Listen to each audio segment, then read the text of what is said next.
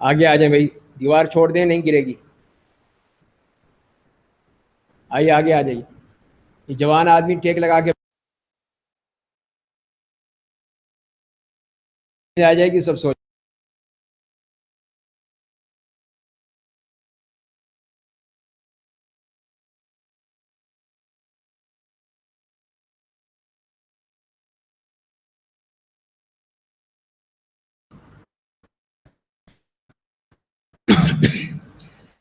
تو آج اللہ تعالیٰ کی توفیق سے 21ویں پارے سے ہم شروع کریں گے، اور اس میں سورہ عنکبوت، سورہ روم، اس کے بعد پھر سورہ لقمان، سورہ سجدہ اور سورہ احزاب کا کچھ حصہ آج ہم پڑھیں گے. اللہ تعالیٰ ہمیں پڑھنے کی توفیق عطا فرمائے. اعوذ باللہ من الشیطان الرجیم. اتل ما اوحی الیک من الکتاب واقم الصلاة ان الصلاة تنہى عن الفحشاء والمنکر وَلَذِكْرُ اللَّهِ أَكْبَرُ وَاللَّهُ يَعْلَمُ مَا تَصْنَعُونَ. آپ پر جو کتاب بذریعہ وحی نازل کی گئی ہے اس کی تلاوت کیجیے اور نماز قائم کیجیے. بے شک نماز فحش اور برے کاموں سے روکتی ہے، اور یقیناً اللہ کی یاد تمام نیکیوں سے بڑی ہے، اور جو کچھ تم کرتے ہو اللہ اس سے باخبر ہے. تو یہاں پر نبی کریم صلی اللہ علیہ وسلم کو یہ ہدایت دی گئی ہے کہ اس کتاب کی، اس کی تلاوت، نماز، اور خاص طور پہ نماز کے بارے میں بتایا کہ نماز وہ ہوتی ہے جو کہ انسان کو بے حیائی اور برے کاموں سے روکتی ہے، وہ ہے نماز. اس کا مطلب یہ ہے کہ جو نماز بے حیائی سے نہیں روکتی، برائی سے نہیں روکتی، وہ نماز نہیں ہے. پھر وہ کچھ اور ہے. پھر وہ صرف انسان جو ہے وہ اٹھک بیٹھک کر رہا ہے لیکن نماز نہیں پڑھ رہا. تو اسی لیے پھر وہ نماز کے لیے ضروری ہے کہ پھر انسان پوری طرح وہ نماز پڑھے جو اللہ کی رضا کے لیے ہو، پورے حضور قلب کے ساتھ ہو. انسان پورے اخلاص کے ساتھ، خشوع و خضوع کے ساتھ جو نماز ادا کرے گا، وہی نماز جو ہے وہ اللہ کے ہاں قابل قبول ہوتی ہے، اور اسی کے اثرات مرتب ہوتے ہیں. جیسے یہاں پہ فرمایا گیا کہ اس سے انسان بے حیائی اور برے کاموں سے روکتی ہے. لیکن اگر ایسا نہیں ہے تو پھر ایسی نماز کا کیا فائدہ؟ اسی لیے پھر نماز وہی قبول ہوتی ہے جس کا کچھ نہ کچھ وہ حصہ ہو اس میں، یعنی انسان نے شعوری طور پہ اس کو ادا، جتنا اس نے کیا ہے. پوری نماز شعوری طور پر پڑھی ہے تو پورا اس کا ثواب ملے گا، آدھی ہے تو آدھا ہے، چوتھائی ہے تو چوتھائی ہے. جتنا حصہ بھی اس نے سوچ سمجھ کے، شعور کے ساتھ، غور و فکر کے ساتھ پڑھا ہے، اتنا ہی اس کو اجر و ثواب ملے گا. فرمایا کہ اور تم لوگ اہل کتاب سے بحث و مباحثہ صرف اس طریقے سے کرو جو سب سے عمدہ ہو، سوائے ان لوگوں کی جنہوں نے ان میں سے ظلم کیا. اور کہو کہ ہم اس کتاب پر ایمان لائے جو ہم پر نازل کی گئی ہے اور جو تم پر نازل کی گئی، اور ہمارا تمہارا معبود ایک ہے، ہم نے اسی کے سامنے اپنے سر جھکا رکھے ہیں.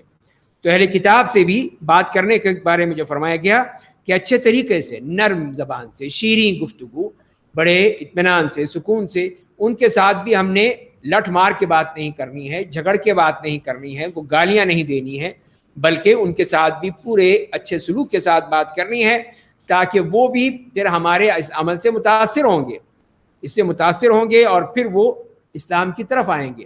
لیکن اگر ہم لڑائی جھگڑا کریں گے ان کے ساتھ، جنگ و جدال، بحث و مباحثہ، مناظرات، تو وہ پھر متنفر ہوتے جائیں گے، دور ہوتے چلے جائیں گے. اسی لیے پھر ہمیں کہا گیا کہ ان کے ساتھ اچھے طریقے سے تم کرو، سوائے انہوں نے ظلم کیا ہے، جو ظالم ہے، تو وہ ظاہر ہے کہ ان کا معاملہ دوسرا ہوگا.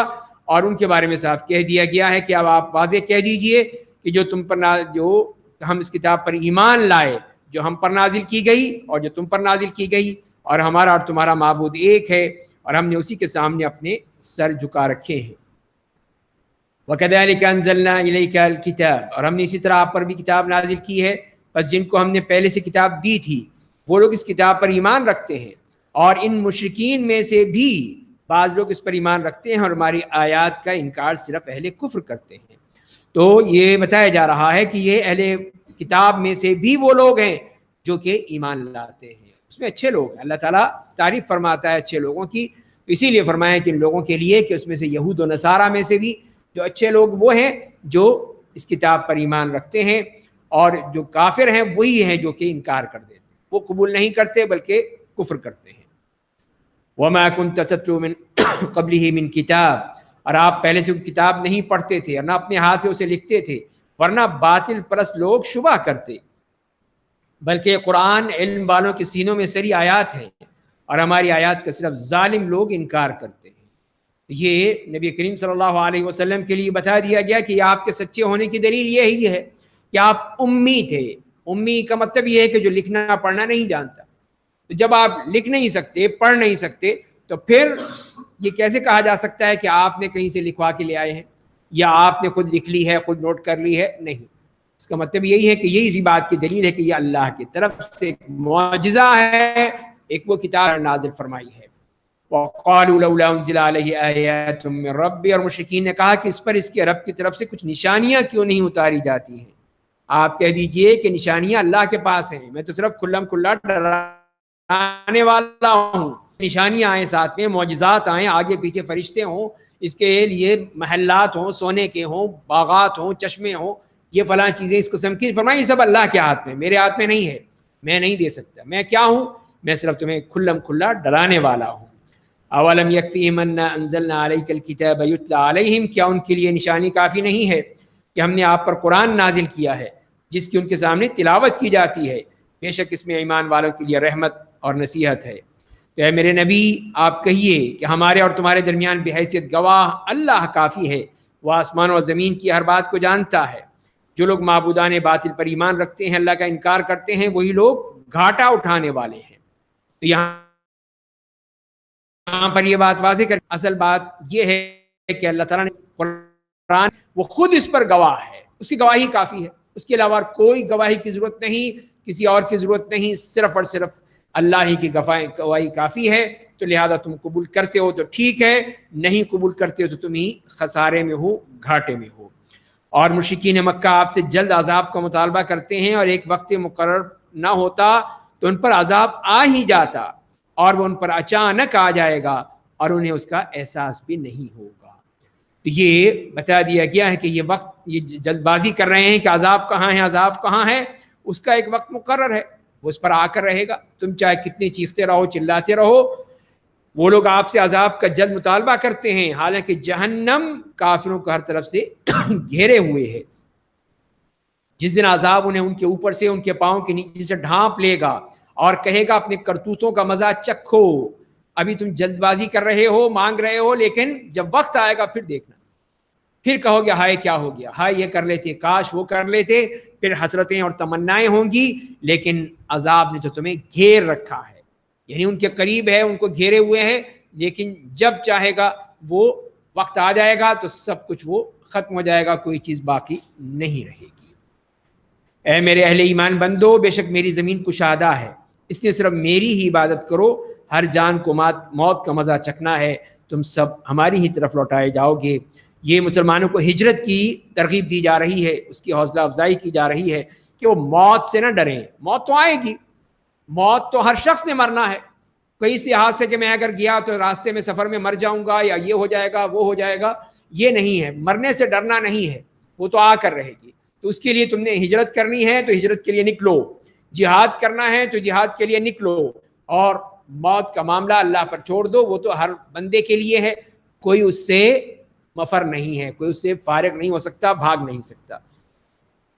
والذین آمنوا وعملوا الصالحات لنبوئنہم من الجنۃ غرفا تجری من تحتها الانہار خالدین فیہا، اور جو لوگ ایمان لائیں اور یہ عمل صالح کریں گے، ہم انہیں جنت کے بالا خانوں میں جگہ دیں گے جن کے نیچے نہریں جاری ہوں گی، جن میں ہمیشہ کے لیے یہ رہیں گے، یہ بہت ہی اچھا بدلہ ہوگا نیک عمل کرنے والوں کا۔ اور وہ کون ہیں؟ جو صبر کرتے ہیں، اپنے رب پر بھروسہ کرتے ہیں۔ اور پھر فرمائیں کہ رزق کے بارے میں کہ اور بہت سے چوپائے ایسے ہیں جو اپنی روزی نہیں ڈھوئے پھرتے ہیں، اللہ انہیں اور تمہیں روزی دیتا ہے، وہ بڑا سننے والا، خوب جاننے والا ہے۔ پھر ان لوگوں کے بارے میں کہ یہ لوگ اللہ پر ایمان کیوں نہیں لاتے جبکہ اللہ کی ربوبیت کو مانتے ہیں؟ فرمایا کہ اگر آپ ان سے پوچھیں گے کہ آسمان اور زمین کو کس نے پیدا کیا ہے اور آفتاب و ماہتاب کو کس نے اپنے حکم کا تابع بنا رکھا ہے، تو وہ کہیں گے اللہ، تو پھر وہ کہاں بہکے جا رہے ہیں؟ یعنی جب مانتے ہیں کہ خالق آسمان و زمین اللہ ہے اور وہی آفتاب و ماہتاب کو چلانے والا ہے، تو پھر اس کو معبود کیوں نہیں مانتے، اس کی عبادت کیوں نہیں کرتے، اس کو اپنا معبود حقیقی کیوں نہیں مانتے؟ یہی ان کی جو غلط چال ہے، غلط طریقہ ہے۔ اللہ اپنے بندوں میں سے جس کی چاہتا ہے روزی کشادہ کرتا ہے، جس کی چاہتا ہے تنگ کر دیتا ہے، بے شک اللہ ہر چیز سے باخبر ہے۔ وَلَئِن سَأَلْتَهُم مَّن نَّزَّلَ مِنَ السَّمَاءِ مَاءً فَأَحْيَا بِهِ الْأَرْضَ مِن بَعْدِ مَوْتِهَا لَيَقُولُنَّ اللَّهُ، اور اگر آپ ان سے پوچھیں گے کہ آسمان سے پانی کس نے اتارا جس کے ذریعے مردہ زمین کو زندہ کر دیتا ہے، تو وہ کہیں گے کہ اللہ۔ آپ کہیے کہ ساری تعریفیں اللہ کے لیے ہیں، لیکن اکثر مشرکین عقل سے کام نہیں لیتے ہیں، سمجھتے نہیں ہیں، جانتے ہیں، سب سمجھتے ہیں کہ یہ اللہ تعالیٰ ہی کی طرف سے ہے، تو پھر مانتے کیوں نہیں اس بات؟ مانیں اس کو کہ یہ سب کچھ اللہ ہی کی طرف سے ہے، وہی دینے والا ہے، تو وہی پھر عبادت کے لائق ہے، کسی اور کی عبادت نہیں ہو سکتی۔ فَإِذَا رَكِبُوا فِي الْفُلْكِ دَعَوُا اللَّهَ مُخْلِصِينَ لَهُ الدِّينَ، اور اس سے پہلے یہاں یہ بھی آیت رہ گئی، وَمَا هَذِهِ الْحَيَاةُ الدُّنْيَا إِلَّا لَهْوٌ وَلَعِبٌ، اور یہ دنیاوی زندگی لہو و لعب کے سوا کچھ نہیں ہے، بے شک آخرت کا گھر ہمیشہ باقی رہنے والا ہے، کاش کہ انہیں اس بات کا علم ہوتا۔ یعنی مراد ہے کہ دنیاوی زندگی ایک کھیل کود ہے، تماشا ہے جو تھوڑے سے وقت کے لیے ہوتا ہے۔ کوئی میچ ہوتا ہے تو مستقل نہیں چلتا کہ ساری زندگی چلتا رہے، وہ تھوڑے سے وقت کے لیے ہوتا ہے اور پھر ختم ہو جاتا ہے۔ اسی طرح فرمایا کہ دنیا ہے جو ایک وقت آ جائے ختم ہو جائے گی، لیکن آخرت کی جو زندگی ہے وہ ہے اصل رہنے والی، اور اسی کو ہی باقی رہنا ہے۔ بس وہ لوگ جب کشتی میں سوار ہوتے ہیں تو اللہ کے لیے بندگی کو خالص کر کے اسے پکارتے ہیں، پھر جب وہ انہیں بچا کر خشکی تک پہنچا دیتا ہے تو دوبارہ شرک کرنے لگتے ہیں، تاکہ ہم نے انہیں جو نعمتیں دی ہیں ان کی ناشکری کریں اور کچھ دن اور مزے اڑا لیں، بس ان قریب انہیں اپنا انجام معلوم ہو جائے گا۔ یہ ان کا طریقہ، مشرکین کا جو عمل اور قول میں تضاد، تناقض، ایک طرف تو جب مصیبت آتی ہے ڈوبنے لگتے ہیں، کشتیوں میں پانی آنے لگتا ہے، طوفان آ جاتا ہے، پھر اللہ کو یاد کرتے ہیں، کیا اللہ بچا لیا ہمیں، بچا لیا تو پھر ہم یہ شرک نہیں کریں گے۔ لیکن جب ساحل پر آ جاتے تھے پھر وہی شرک، پھر وہی حرکتیں، وہی کرتوت۔ یہی چیز جو ہے وہ اللہ تعالیٰ نے بار بار بتائی ہے کہ ہم نے جو نعمتیں دی ہیں اب ان کی ناشکری کریں اور کچھ دن مزے اڑا لیں، پھر اس کا انجام بھی ان قریب انہیں معلوم ہو جائے گا۔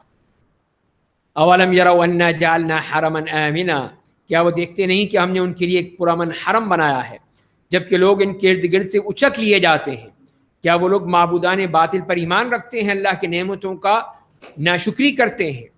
تو یہ اللہ تعالیٰ کا احسان، جس کو یہ فراموش کیے بیٹھے ہیں کہ اللہ تعالیٰ نے کتنا ان کو پرامن حرم دیا ہے کہ جہاں پہ کوئی ان کے لیے خطرہ نہیں ہے، ہر خطرے سے وہ بالکل پاک ہیں، لیکن یہ لوگ اس کا شکر ادا نہیں کرتے۔ اس سے بڑھ کر ظالم کون ہوگا جو اللہ کے بارے میں جھوٹ بولتا ہے یا جب برحق قرآن اس کے پاس آ جاتا ہے تو اسے جھٹلاتا ہے؟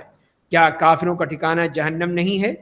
اور جو لوگ ہمارے دین کی خاطر کوشش کرتے ہیں ہم انہیں اپنے راہ راست پر ڈال دیتے ہیں، بے شک اللہ نیک عمل کرنے والوں کے ساتھ ہوتا ہے۔ یہاں پہ بھی اللہ تعالیٰ نے وعدہ فرمایا ہے کہ جو بھی ہمارے دین کی خاطر کوشش کرتے ہیں، محنت کرتے ہیں، مشقت کرتے ہیں، اپنا وقت دیتے ہیں، ہم ان کی مدد کرتے ہیں۔ یہ ان کے لیے بھی جو ہجرت کے لیے نکلے ان لوگوں کے لیے بھی ہے، اور مطلقاً دین کے لیے محنت، دین کے لیے کوشش، دین کے لیے تگ و دو، اس کے لیے اللہ کی طرف سے نصرت ہوتی ہے۔ اس کے بعد سورۃ الروم ہے جو مکی سورت ہے، اس میں 60 آیات ہیں۔ بسم اللہ الرحمن الرحیم، الف لام میم، غلبت الروم فی ادنى الارض وهم من بعد غلبهم سيغلبون۔ الف لام میم، اہل روم مغلوب ہو گئے قریب کی سرزمین شام میں، وہ اپنی مغلوبیت کے بعد ان قریب ہی اپنے دشمن اہل فارس پر غالب آ جائیں گے۔ تو اس کا پس منظر یہ ہے کہ ایران کا بادشاہ جو تھا خسرو پرویز نام بھی رکھتے ہیں، یہ نہیں دیکھتے کس کا نام تھا، یہ بس نام رکھ لیتے ہیں۔ تو یہ 614 عیسوی میں اس نے شام پر حملہ کر کے دمشق اور بیت المقدس پہ قبضہ کر لیا تھا، اور یہ رومیوں کا علاقہ تھا، رومی سب یہاں پر یہ موجود تھے، ان کا علاقہ تھا۔ اور اسی زمانے میں جبکہ ہجرت مدینہ سے پہلے اور ہجرت حبشہ کا زمانہ تھا، وہ اس وقت کفار مکہ وہ مسلمانوں پر ظلم و ستم کر رہے تھے، ان کو طرح طرح سے وہ مارنا پیٹنا اور ظلم کرنا وہ ان کا چلا آ رہا تھا۔ اور اسی دوران جب مشرکین مکہ کو یہ خبر ملی کہ ان کے جو آتش پرست دوست ہیں، مشرک ہیں، انہی کی طرح کے مشرک ہیں، وہ جو ہیں وہ کامیاب ہو گئے اور رومیوں پر انہوں نے فتح حاصل کر لی ہے، تو اس کی انہیں بڑی خوشی ہوئی، اس کے مشرکین بڑے خوش ہوئے، اس لیے کہ ان کے ہم نوا ہیں، انہی کی طرح کے لوگ ہیں. اس لیے بڑے خوش ہوئے اور کہنے لگے کہ دیکھا اب یہ وہ مشرکین کامیاب ہو گئے ہیں تو ہم بھی کامیاب ہو کے تمہیں ماریں. مسلمانوں کو پھر وہ دھمکیاں دیتے تھے. تو وہی اللہ تعالیٰ نے بتایا کہ نہیں، اب اس کی یہ بشارت دے دی کہ اب کچھ ہی سال کے بعد، جسے فرمایا کہ فی بضع سنین، چند ہی سالوں میں یہ اہل روم پھر غالب آ جائیں گے. اہل کتاب ہیں، عیسائی ہیں، مسلمانوں سے ایک قریبی رشتہ ہے، تو لہذا ان کے لیے پھر یہ خوشخبری دے دی کہ یہ لوگ پھر کامیاب ہو جائیں گے. اور اس کے ساتھ ساتھ یہ خوشخبری بھی آ گئی اسی میں ہی کہ ایک وہ وقت آئے گا جب مسلمان خوش ہوں گے اللہ کی نصرت سے، کہ جب اللہ ان کی مدد فرمائیں گے اور وہ لوگ بدر میں بھی کامیاب ہوں گے. یہ ہے اللہ کی طرف سے یہ پھر یہ خوشخبری دے دی گئی کہ ابھی یہ جو دھمکیاں دے رہے ہیں، ڈرا رہے ہیں، اس سے بات نہیں بنے گی. یہ انشاءاللہ پھر یہ رومی غالب آئیں گے. تو فرمایا کہ چند ہی سالوں میں، پہلے بھی ہر چیز کا اختیار صرف اللہ کو حاصل ہے اور بعد میں صرف اسی کو حاصل رہے گا، اور اس دن مومن خوش ہو جائیں گے اللہ کی نصرت و تائید پر. وہ جس کی چاہتا ہے مدد کرتا ہے اور وہ غالب بے حد مہربان ہے. تو یہ اللہ کی طرف سے ہے. یہ ایک آزمائش تو آتی ہے لیکن اصل چیز نصرت اور مدد سب وہ اللہ تعالیٰ کی طرف سے ہے. وعد اللہ لا یخلف اللہ وعد، اللہ نے یہ وعدہ کر لیا ہے، اللہ اپنے وعدے کے خلاف نہیں کرتا ہے. لیکن اکثر لوگ نہیں جانتے، سمجھتے نہیں ہیں، وہ صرف ظاہری دیکھتے ہیں. یعلمون ظاہرا من الحیات الدنیا، لوگ دنیاوی زندگی کے ظاہری امور کو جانتے ہیں اور فکر آخرت سے بالکل ہی غافل ہوتے ہیں. کیا انہوں نے اپنی ذات میں غور فکر نہیں کیا کہ اللہ نے آسمان اور زمین کو اور ان کے درمیان کی ہر چیز کو برحق اور ایک مقرر مدت کے لیے پیدا کیا ہے، اور بے شک بہت سے لوگ اپنے رب کی ملاقات کے منکر ہیں. تو یہ ہے ان کا معاملہ کہ سوچتے نہیں ہیں، غور فکر نہیں کرتے ہیں کہ یہ اللہ جس نے سب کچھ پیدا کیا ہے وہی اس بات پر قادر ہے، جس کو چاہے فتح دے، جس کو چاہے شکست دے، سب اس کا معاملہ ہے. اور یہی لوگ اپنے رب کی ملاقات کے منکر ہیں. اولم یسیروا فی الارض، کیا یہ لوگ زمین میں چلے پھرے نہیں ہیں تاکہ دیکھتے کہ ان قوموں کا کیا انجام ہوا جو ان سے پہلے گزر چکی ہیں. وہ قومیں ان سے زیادہ قوت والی تھیں اور انہیں زمین کو جوتا اور اسے زمانے کے لوگوں سے زیادہ آباد کیا. ان کے پاس بھی ان کے انبیاء معجزات لے کر آئے. بس ایسا نہ تھا کہ اللہ ان پر ظلم کرتا، بلکہ وہی اپنے آپ پر ظلم کرنے والے تھے. تو یہ بتا دیا گیا کہ ذرا پچھلی قوموں کو طرف دیکھو، وہ تم سے زیادہ طاقتور تھیں، تم تو کچھ بھی نہیں ہو، تمہارے پاس کیا ہے، صرف اونٹیاں ہیں، کھجوریں ہیں، دودھ ہے، بس اور کیا ہے. لیکن وہ قومیں جو طاقتور قومیں تھیں، اپنے اپنے زمانے کی سپر پاورز تھیں، ان سب کو اللہ تعالیٰ نے کس طرح ختم کر دیا، سب کو نیست و نابود کر دیا، اس لیے کہ ان کے پاس رسول آئے، انہوں نے ان پر ایمان نہیں لائے. پھر جن لوگوں نے برا کیا تھا ان کا انجام برا ہوا. انہوں نے اللہ کی آیات کو جھٹلایا تھا، ان کا مذاق اڑایا کرتے تھے. اللہ تعالیٰ ہی مخلوق کو پہلی بار پیدا کرتا ہے، پھر اسے دوبارہ پیدا کرے گا، پھر تم سب اسی کی طرف لوٹائے جاؤ گے. تو یہ اس بات کی دلیل دے دی کہ جیسے اس نے تمہیں پہلے پیدا کیا، تم کچھ نہیں تھے، معدوم تھے، اسی طرح وہ دوبارہ بھی پیدا کر سکتا ہے، اس کے لیے کوئی مشکل نہیں ہے.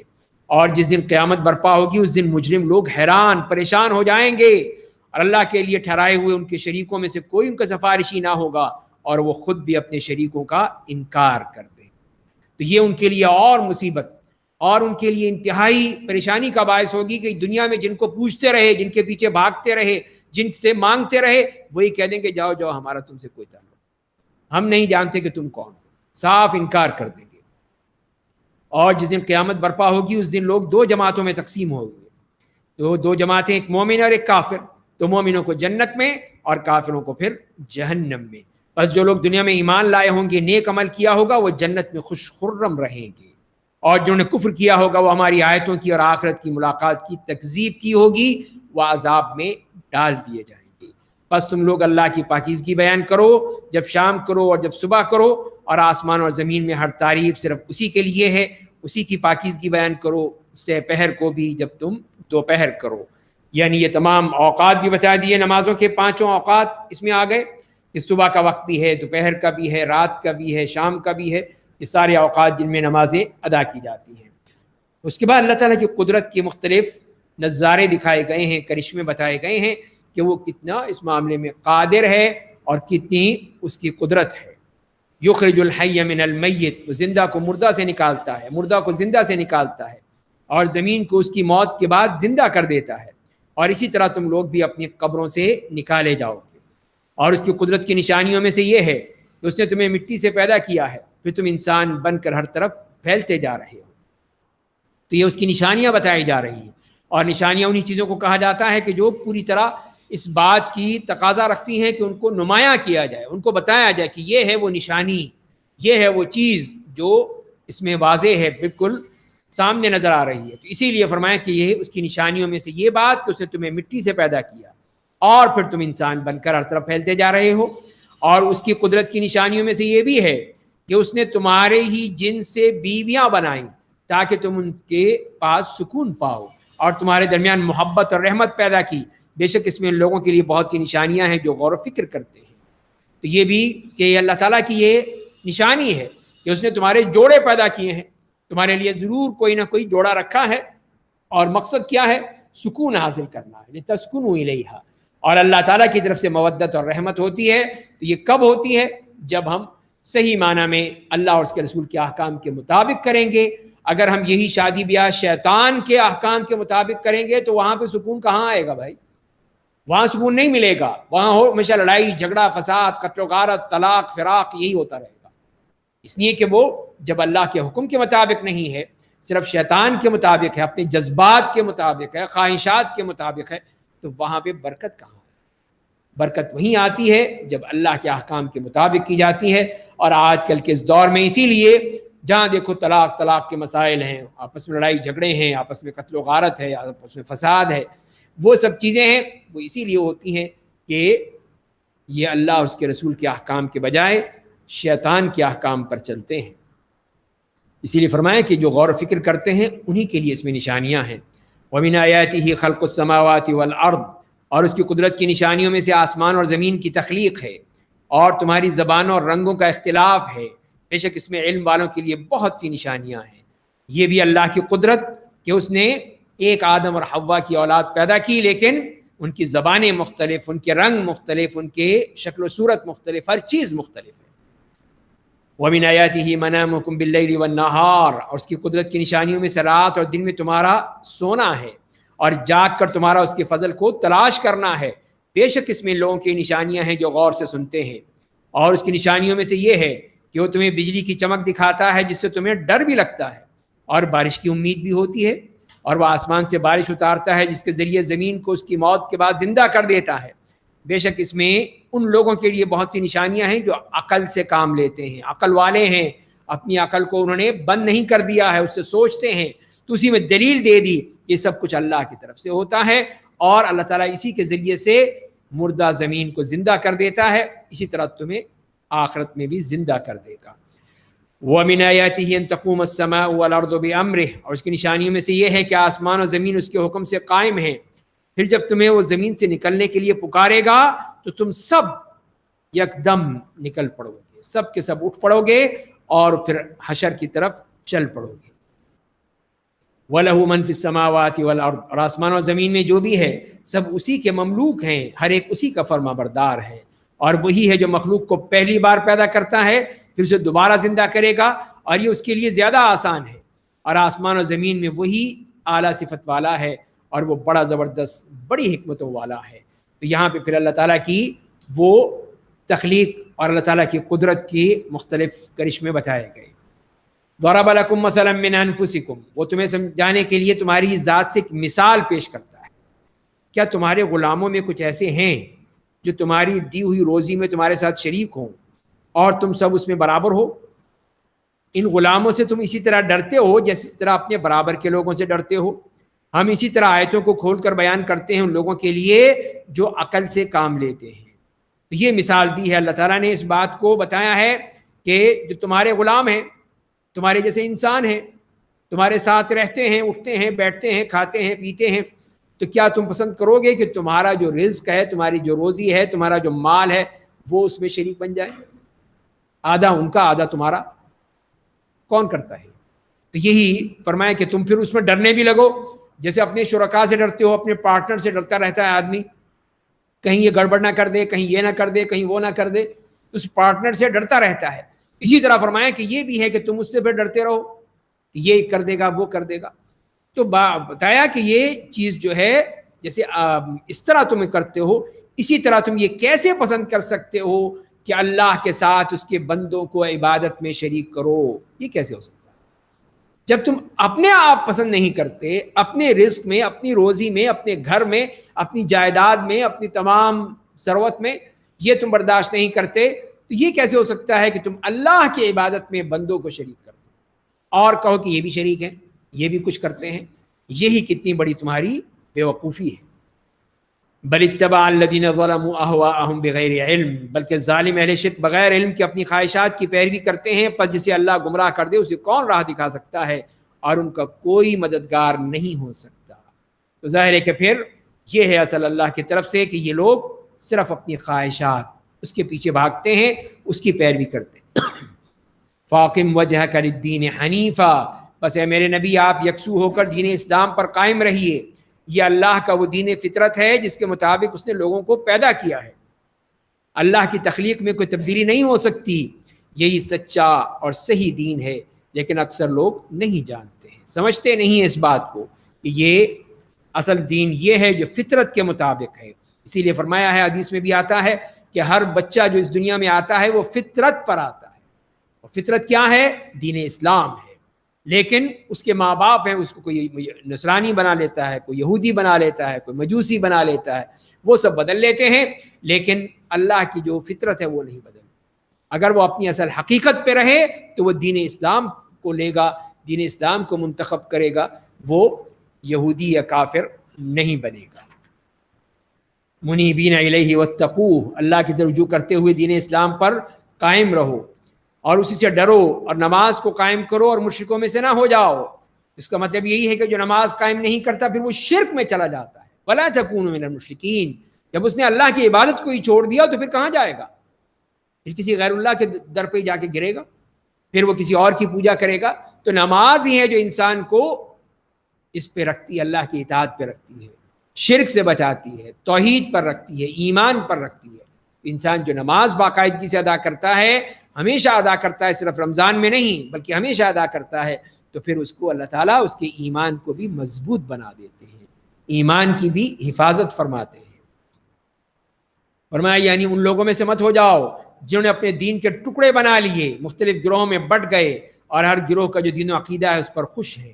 تو یہاں پہ یہی فرمایا کہ وہی لوگ، یہ بھی پچھلی آیت سے بھی نہیں ملائیں اس کو کہ مشرکین میں سے مت ہو جاؤ، ان لوگوں میں سے جنہوں نے دین کو ٹکڑے ٹکڑے کر دیے اور گروہوں میں بٹ گئے۔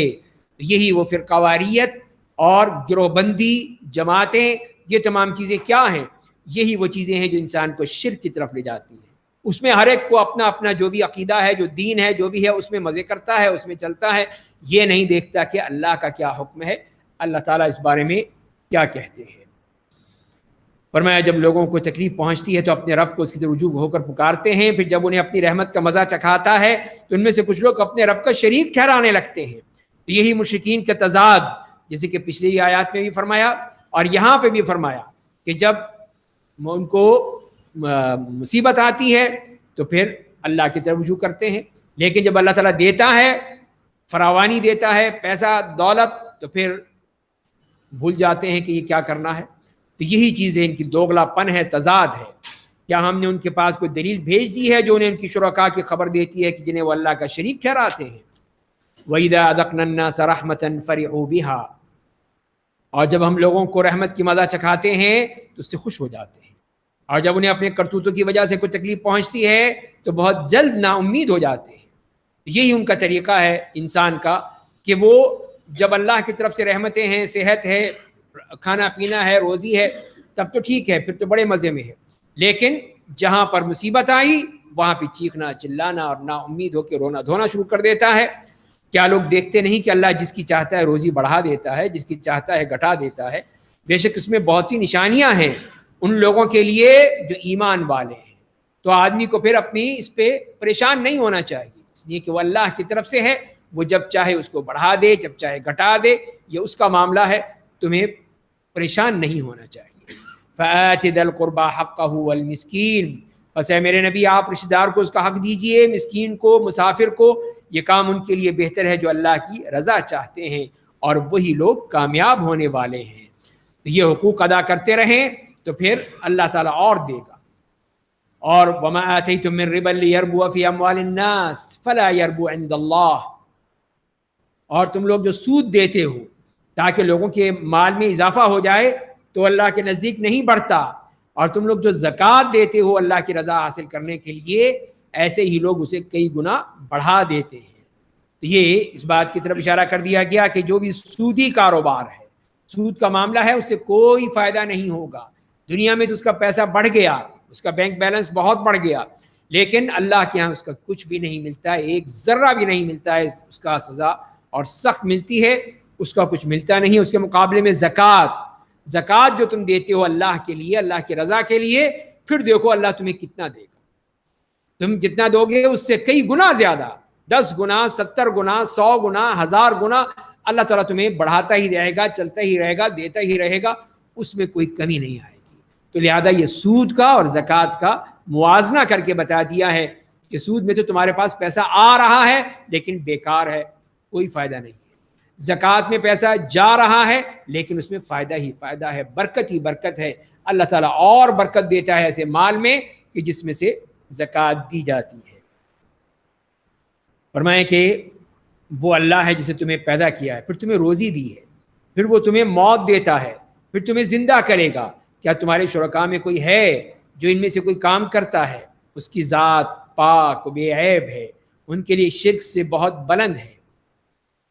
اور پھر اللہ تعالیٰ نے یہ بتا دیا کہ زمین پر جو فساد کے حوالے سے کہ خشکی اور تری میں فساد پھیل گیا ہے، ان گناہوں کی وجہ سے جو لوگوں نے کیے ہیں، تاکہ اللہ ان کو ان کے بعض بد اعمالیوں کا مزہ چکھائے، شاید کہ وہ اپنے رب کی طرف رجوع کریں۔ تو یہ بحر و بر میں سب سے بڑا شر و فساد تو یہی ہے کہ اللہ کے ساتھ کسی اور کو شریک کیا جائے، کسی اور کو بھی اللہ کی صفات میں شریک کر لیا جائے کہ یہ بھی دیتا ہے، یہ بھی دے گا، یہ دربار والا، یہ مزار والا، یہ قبر والا، یہ پیر صاحب یہ بھی دینے پر قادر ہے۔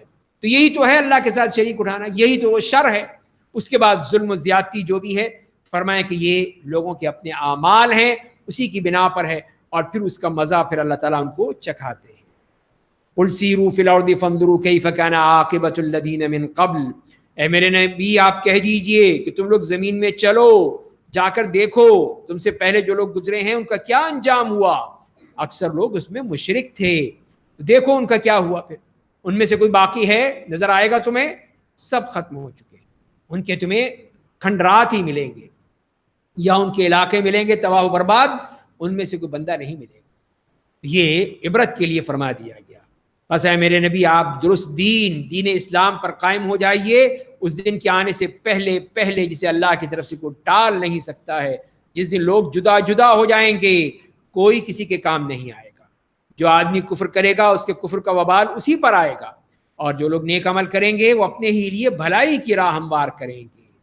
تو یہ ہے اللہ کا قانون کہ جو کفر ہے، یہ شرک ہے، نفاق ہے، جو کچھ بھی ہے اس کو خود بھگتنا پڑے گا اور اس کے ذمے آئے گا، اور جو نیک لوگ ہیں وہ اپنے لیے بھلائی کی راہ ہموار کر رہے ہیں تاکہ اللہ ایمان اور عمل صالح والوں کو اپنے فضل سے اچھا بدلہ دے۔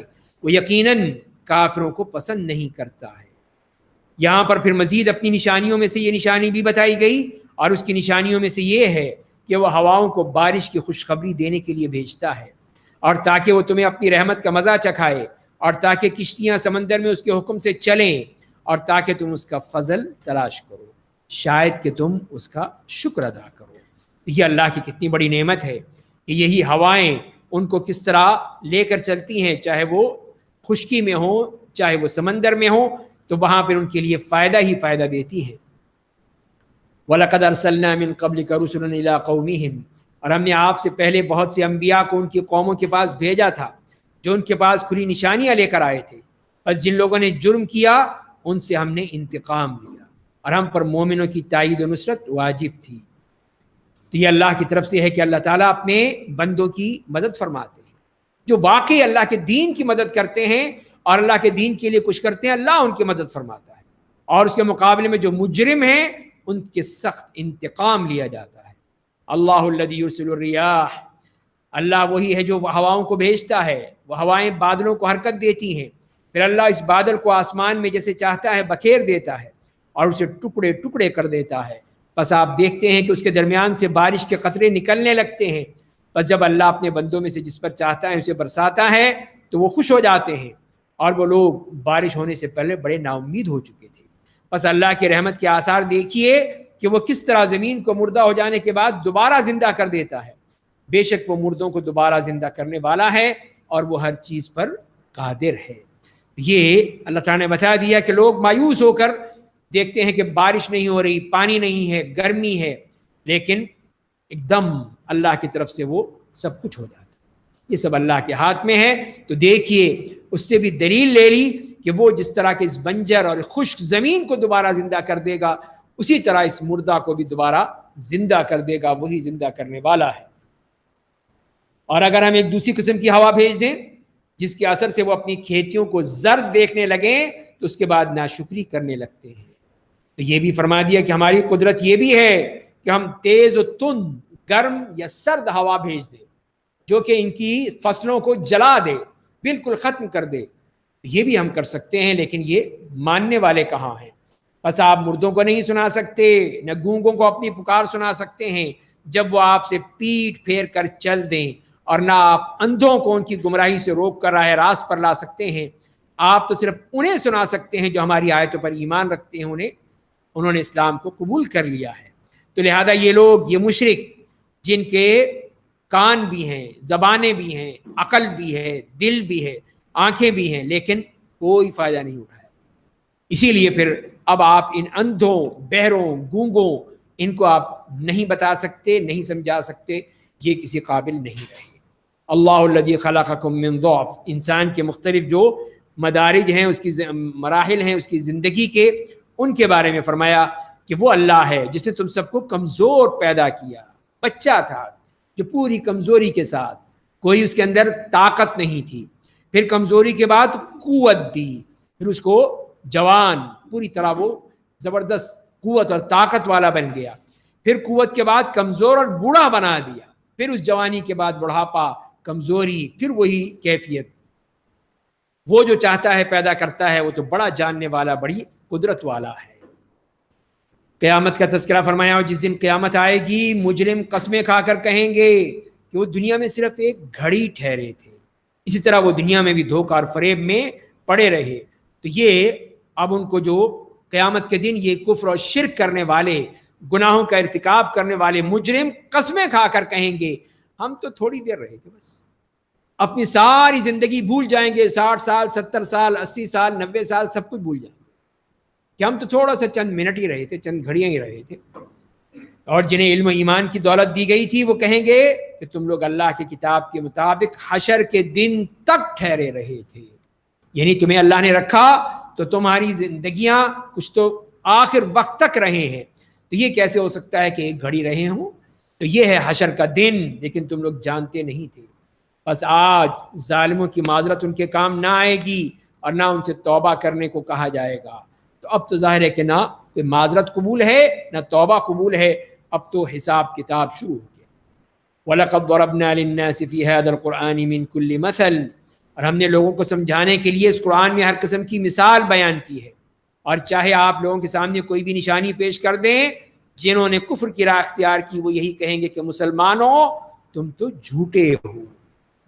تو یہ مثالیں دے کر بتا دیا ہے، واضح کر دیا ہے، لیکن جس کے دل میں صداقت ہوگی، صدق ہوگا، سچائی ہوگی، وہی اس بات کو قبول کرے گا۔ كَذَلِكَ يَطْبَعُ اللَّهُ عَلَىٰ قُلُوبِ الَّذِينَ لَا يَعْلَمُونَ، اللہ تعالیٰ اسی طرح ان لوگوں کے دلوں پر مہر لگا دیتا ہے جو بے علم ہوتے ہیں۔ بس اے میرے نبی آپ صبر کیجئے، بے شک اللہ کا وعدہ سچا ہے، اللہ یقین نہ رکھنے والے آپ کو ہلکا نہ سمجھے۔ اس کے بعد سورہ لقمان شروع ہوتی ہے، مکی سورت ہے جس میں 34 آیات ہیں۔ بسم اللہ الرحمن الرحیم، الف لام میم، تلک آیات الکتاب الحکیم، ھدی ورحمۃ للمحسنین۔ الف لام میم، یہ اس کتاب کی آیات ہیں جو حکمتوں کا خزانہ ہے، نیکی کرنے والوں کے لیے ہدایت اور رحمت ہے۔ اور وہ کون لوگ ہیں؟ جو لوگ نماز قائم کرتے ہیں، زکوٰۃ دیتے ہیں، آخرت پر پورا یقین رکھتے ہیں، یہی لوگ اپنے رب کی طرف سے ہدایت یافتہ ہیں، اور یہی لوگ کامیاب ہونے والے ہیں۔ تو ان لوگوں کی صفات بھی بیان کر دی، ان کا طریقہ بھی بیان کر دیا، ان کو بشارت بھی دی۔ پھر وہ لوگ اس کے برعکس جو اس طرح کے نہیں ہیں، کافر ہیں، مشرک ہیں، ان کے بارے میں فرمایا اور لوگوں میں کوئی ایسا ہوتا ہے جو اللہ سے غافل کرنے والی بات خرید کر لاتا ہے تاکہ بغیر سمجھے بوجھے اللہ کے بندوں کو اس کی راہ سے بھٹکائے اور اس راہ کا مذاق اڑائے، اور ایسے لوگوں کے لیے رسوا کن عذاب ہے۔ تو یہاں پہ یہ فرمائیں کہ لہو الحدیث کے لوگ ہیں جو وہ لہو الحدیث خرید کر لاتے ہیں۔ تو وہ کیا چیزیں ہیں؟ وہ یہی جیسے کہ بعض صحابہ اور تابعین نے کہا یہ گانا بجانا موسیقی یہ تمام چیزیں یہی لہو الحدیث ہے۔ یہی چیزیں انسان کو غافل کر دیتی ہیں قرآن سے، غافل کر دیتی ہیں اللہ کی نماز سے، اللہ کی کتاب سے، اللہ کے دین سے، اور وہ صرف گانے بجانے میں اور ناچنے میں اور کھیل کود میں ہی لگے رہتے ہیں۔ تو فرمایا کہ انہی کے لیے پھر وہ سخت عذاب ہے۔ اور جب ان کے سامنے ہماری آیتوں کی تلاوت کی جاتی ہے تو ہمارے تکبر کے اس طرح منہ پھیر لیتے ہیں گویا انہوں نے سنا ہی نہیں ہے، گویا ان کے دونوں کان بہرے ہیں۔ بس آپ اسے دردناک عذاب کی خوشخبری دے دیجئے کہ یہ دیکھیے یہ لہو و لعب اور رقص و سرود ان کی لازمی یہی کیفیت ہوگی اور ہے کہ اگر آپ ان سے کہیں کہ جی آئے قرآن سن لیں، اللہ کی کتاب پڑھ لیں، نہیں نہیں نہیں یہ ابھی کام ہے، ابھی وقت نہیں ہے، ابھی نہیں، پھر دیکھیں گے، پھر کریں گے۔ یہی ہے، اس لیے کہ جب دل میں ان کے وہ لہو الحدیث بھرا ہوا ہے، وہ غفلت بھری ہوئی ہے، تو وہ قرآن کو وقت کیوں دیں گے؟ نہ قرآن میں ان کا دل لگتا ہے، نہ قرآن ان کو سمجھ میں آتا ہے، قرآن ان کے لیے ایک مشکل بن جاتا ہے، تو اسی لیے وہ فوراً بھاگ پڑتے۔ اسی لیے انہوں نے کہا کہ انہیں دردناک عذاب کی خوشخبری دے دیجیے۔ ان الذين آمنوا وعملوا الصالحات لهم جنات النعیم، بے شک جو لوگ ایمان لے آئے ہیں، انہوں نے عمل صالح کیا ہے، ان کے لیے نعمتوں سے بھری جنتیں ہیں، ان میں ہمیشہ رہیں گے، اللہ کا برحق وعدہ ہے اور وہ بڑا زبردست بڑی حکمتوں والا ہے۔ اس نے آسمانوں کو بغیر ایسے ستونوں کے پیدا کیا ہے جنہیں تم دیکھ سکو، اور زمین پر پہاڑ رکھ دیا ہے تاکہ ایسا نہ ہو کہ وہ تمہیں ہچکولے کھلائے، اور اس پر ہر قسم کے جانور پھیلا دیے ہیں، اور ہم نے آسمان سے بارش برسائی ہے جس کے ذریعے زمین میں ہر قسم کی عمدہ چیزیں اگائی ہیں۔ یہ اللہ تعالیٰ نے آسمان جس کو کوئی ستون نہیں ہے، کوئی سہارا نہیں ہے، نیچے سے سہارا لگا کر کھڑا کر دیا ہے، کوئی ایسی چیز نہیں ہے۔ دوسرے اس نے زمین پہ یہ پہاڑ کھڑے کر دیے، اتنے بڑے بڑے پہاڑ، تو ورنہ یہ زمین ہچکولے کھانے لگتی، پھر ہم چل پھر نہیں سکتے تھے۔ اسی لیے اللہ نے ہم پر یہ احسان کیا۔ اور تیسری بات کہ آسمان سے پانی اتار کر یہ ہمارے لیے عمدہ چیزیں اگا دیں، فصلیں ہیں، پھل ہیں، سبزیاں ہیں، کیا کچھ نہیں ہے جو اللہ نے ہمارے لیے زمین سے پیدا کر دیا ہے۔ ھذا خلق اللہ، یہ ہے اللہ کی تخلیق۔ اب تم لوگ مجھے دکھاؤ کہ اس کے سوا دوسرے جھوٹے معبودوں نے کیا پیدا کیا ہے، بلکہ ظالم مشرکین کھلی گمراہی میں ہیں۔ تو ادھر اللہ کی تخلیقات دیکھو کہ اللہ نے کیا کچھ پیدا کیا ہے، اور ادھر ان سے پوچھو بھائی تم نے کیا کیا ہے، ان کے پاس کیا چیز ہے، کچھ بھی نہیں۔ تو لہذا اس میں کتنا بڑا فرق ہے۔ اور یہاں سے پھر لقمان کی بات شروع ہوتی ہے، لقمان حکیم کی واقعہ شروع ہوتا ہے اور ان کی نصیحتیں ہیں۔ اور لقمان حکیم جو کہ اللہ کے نیک بندے تھے، نبی نہیں تھے لیکن ایک حکیم اور دانا انسان تھے، اور انہوں نے ہی اپنی اس طرح جو اللہ نے ان کو حکمت دی تھی، دانائی دی تھی، نصیحتیں فرماتے تھے، بتاتے تھے۔ اور سب سے بڑی بات تو کہ شرک سے انکار تھا، مشرک نہیں تھے، اللہ کے نیک بندے موحد تھے۔ اسی لیے اللہ نے ان کے اس کتاب میں ان کا کلام شامل کر دیا کہ قیامت تک یہ پڑھا جائے گا، پڑھا جاتا رہے گا، کوئی اس کو انکار کرے گا تو وہ قرآن کا انکار ہو جائے گا۔ اسی لیے پھر ان کو اتنا اونچا مقام دیا۔ وَلَقَدْ آتَيْنَا لُقْمَانَ الْحِكْمَةَ، اور ہم نے لقمان کو حکمت دی تھی کہ اللہ کا شکر ادا کرو، اور جو شکر گزار ہوتا ہے اس کا فائدہ اسے ہی پہنچتا ہے، اور جو ناشکری کرتا ہے تو بے شک اللہ بے نیاز تمام تعریفوں والا ہے۔ تو یہ حکمت جو اللہ نے ان کو دی تھی، اور اس سے مراد یہی ہے کہ وہ چیز کہ جس میں دین کی سمجھ ہو، صاحب الرائے ہو، ہر دم اللہ سے ڈرنے والا شخص اور اسی کے ذکر اور فکر میں ہی مصروف رہنے والا شخص، وہی اصل حکمت ہے۔ اور اسی لیے انہوں نے یہی کہا کہ جو اللہ کا شکر ادا کرو، جو شکر گزار ہوگا اس کا فائدہ اسی کو پہنچتا ہے، اور جو ناشکری کرتا ہے تو بے شک اللہ بے نیاز تمام تعریفوں والا ہے۔ اس نے نہیں شکر کرو گے تو ٹھیک ہے، اللہ کو نقصان تو نہیں پہنچے گا۔ وَإِذْ قَالَ لُقْمَانُ لِابْنِهِ وَهُوَ يَعِظُهُ، اور جب لقمان نے اپنے بیٹے کو نصیحت کرتے ہوئے کہا کہ اے میرے بیٹے، کسی کو اللہ کا شریک مت بنانا، بے شک شرک ظلم عظیم ہے۔ تو کس طرح حضرت لقمان اپنے بیٹے کو نصیحت فرما رہے ہیں۔ تو یہاں پہ یہ ضمنی بات بھی آ گئی کہ اصل تربیت باپ کے ذمے ہے، باپ کی ذمہ داری ہے. ٹھیک ہے ماں بھی کرتی ہے، لیکن اصل باپ کی ذمہ داری ہے کہ وہ اپنی اولاد کی تربیت کرے، سمجھائے، بتائے، نصیحت کرے، ان کے ساتھ بیٹھے، ان کے ساتھ کھانا کھائے، ان کے ساتھ پوری طرح وقت گزارے. یہ نہیں ہے کہ صبح گیا شام آیا، صبح کو پتہ ہی نہیں. چھٹی کے دن بچے پوچھتے ہیں کہ یہ کون مہمان آ گیا، پتہ ہی نہیں ان کو یہ کون صاحب آتے ہیں، ہر ہفتے آ جاتے ہیں بس، باقی کبھی دیکھا ہی نہیں انہوں نے. تو یہ تو نہیں ہو سکتا. یہ کتنی غلط بات ہے کہ باپ کا پتہ ہی نہ ہو کہ باپ بھی ان کا ہے یہاں پر کہ نہیں ہے. تو لہذا پھر یہ باپ کی ذمہ داری ہے کہ وہ پھر وقت نکالے، اپنے بچوں کے ساتھ بیٹھے اور ان کو واعظ و نصیحت کرے، ان کو اچھی اچھی باتیں بتائے، ان سے پوچھے، ان کو معلوم کرے وہ کیا پڑھ رہے ہیں، کیا کھا رہے ہیں، کیا پی رہے ہیں. تو یہ سب ذمہ داری باپ کی ہے. تو یہاں پہ بھی بتایا گیا کہ کس طرح لقمان اپنے بیٹے کو سمجھا رہے ہیں کہ میرے رختے جگر، میرے بیٹے، کسی کو اللہ کا شریک مت بنانا، بے شک شرک ظلم عظیم ہے. اور سب سے پہلی بات جو سکھائی وہ عقیدہ سکھایا. عقیدہ ہے توحید، توحید سکھا رہے ہیں کہ دیکھو تم شرک مت کرتے پھرنا، تم کہیں اور کسی کے در پہ چلے جاؤ، کسی کے مزار پہ، کسی کے قبر پہ، کسی کی پوجا کرنے لگو. نہیں، دیکھو یہ بہت بڑا ظلم ہے کہ اللہ کے شان میں اتنی بڑی گستاخی ہے کہ جس کو اللہ تعالیٰ معاف نہیں کرتا، جس کی معافی بھی نہیں ہوتی ہے. اور بیچ میں پھر والدین کا بھی تذکرہ آ گیا. وَوَصَّيْنَا الْإِنسَانَ بِوَالِدَيْهِ، اور ہم نے انسان کو اپنے ماں باپ کے ساتھ حسن سلوک کا حکم دیا. اس کی ماں کمزوری پر کمزوری برداشت کر کے اسے اپنے پیٹ میں ڈھوتی پھری اور 2 سال کے بعد اسے دودھ پینا چھوڑ دیا. ہم نے اسے حکم دیا کہ تو میرا شکر ادا کر اور اپنے ماں باپ کا شکر ادا کر، سب کو میرے ہی پاس لوٹ کر آنا. تو یہ خاص طور پہ یہاں پہ ماں کا ذکر فرمایا. اور جیسے کہ حدیث میں بھی آتا ہے کہ ایک صحابی نے جب پوچھا کہ میرے حسن سلوک کا سب سے زیادہ مستحق کون ہے، تو آپ نے فرمایا کہ تمہاری ماں، امک. دوبارہ پوچھا تب بھی کہا کہ امک، تمہاری ماں. تیسری دفعہ کہا، پھر بھی کہا کہ امک، تمہاری ماں. اور چوتھی مرتبہ فرمایا کہ ابوک، تمہارا باپ. اس کا مطلب یہ ہے کہ باپ کے مقابلے میں ماں کو 3 گنا اس کا حق ہے اس کے ساتھ حسن سلوک کیا جائے. تو یہاں پر اسی کی طرف اشارہ فرمایا گیا کہ اس نے کتنی کمزوریوں پہ کمزوری اٹھاتے ہوئے، مصیبتوں میں، پریشانیوں میں تمہیں اس نے پیدائش کی ہے، پرورش کی ہے، تمہیں پالا ہے.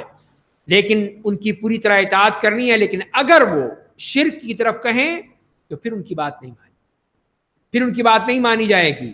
اس لیے کہ لا طاعۃ لمخلوق فی معصیۃ الخالق، جہاں خالق کی معصیت ہو وہاں مخلوق کی اطاعت نہیں ہوتی، چاہے وہ ماں باپ ہوں، چاہے وہ شوہر ہو، چاہے وہ حکمران ہو، کوئی بھی ہو. جہاں اللہ ناراض ہوتا ہے وہاں پہ کسی کی اطاعت نہیں ہوتی ہے.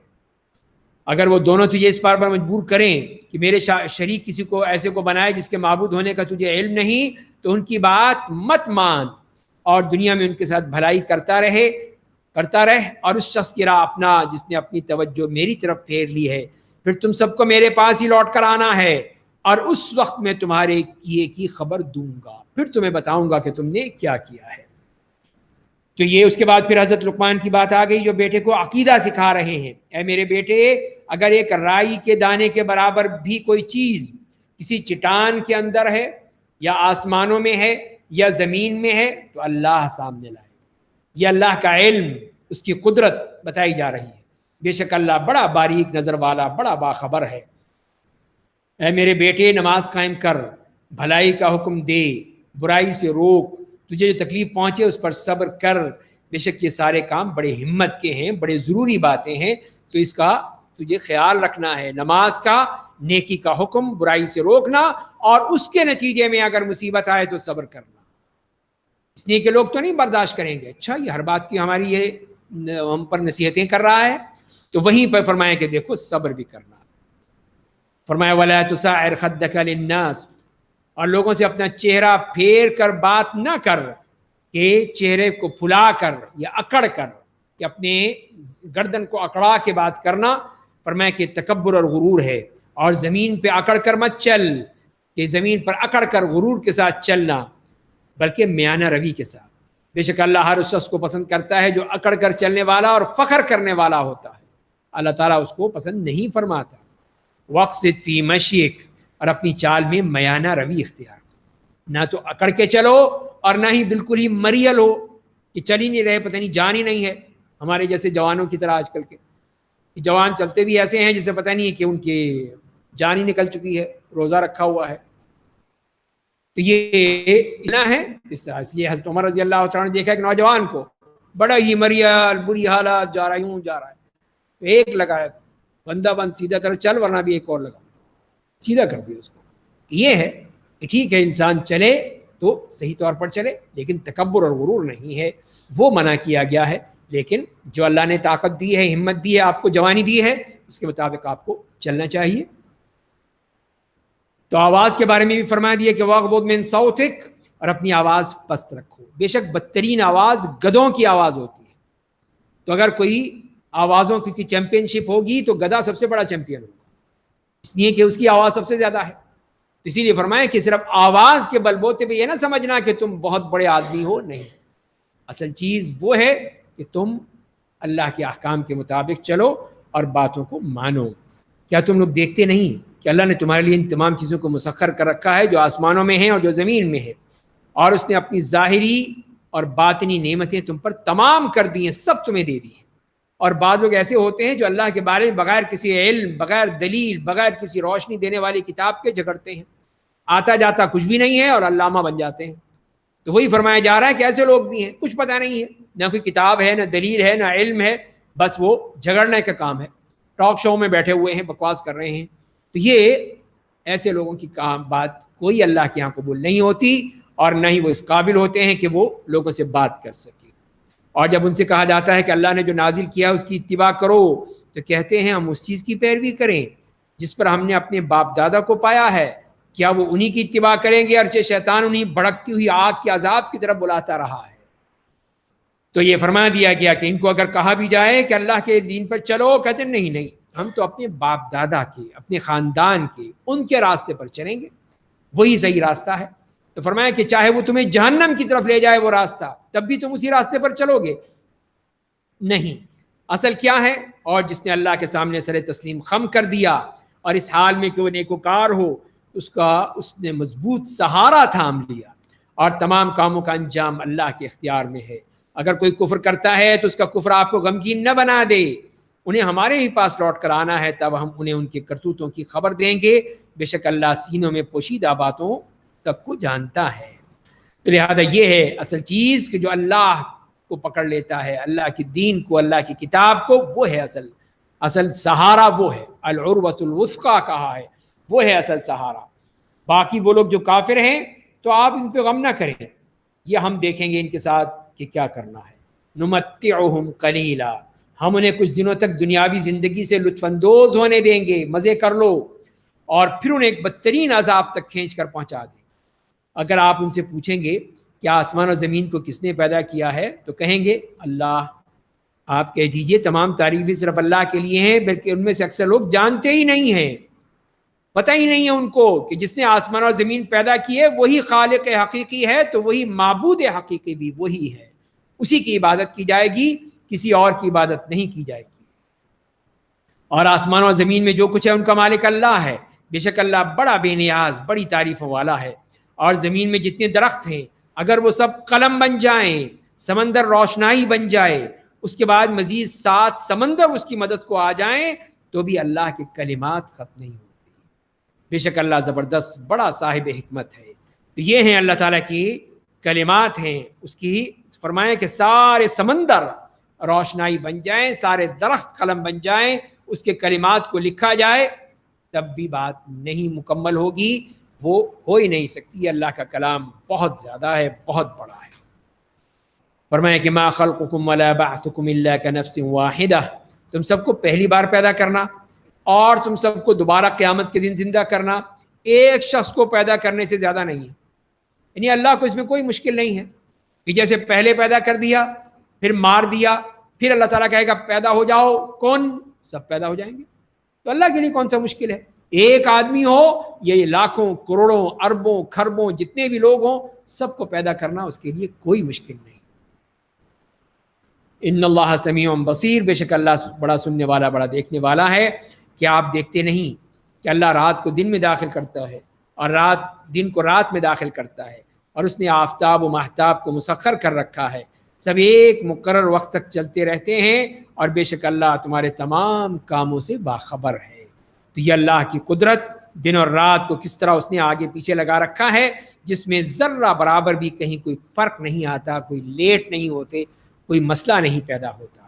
یہ اس بات کی دلیل ہے کہ اللہ ہی معبود برحق ہے، اور اس کے سوا جن معبودوں کو لوگ پکارتے ہیں وہ سب باطل ہیں۔ بے شک اللہ سب سے عالی مقام، سب سے بڑا ہے۔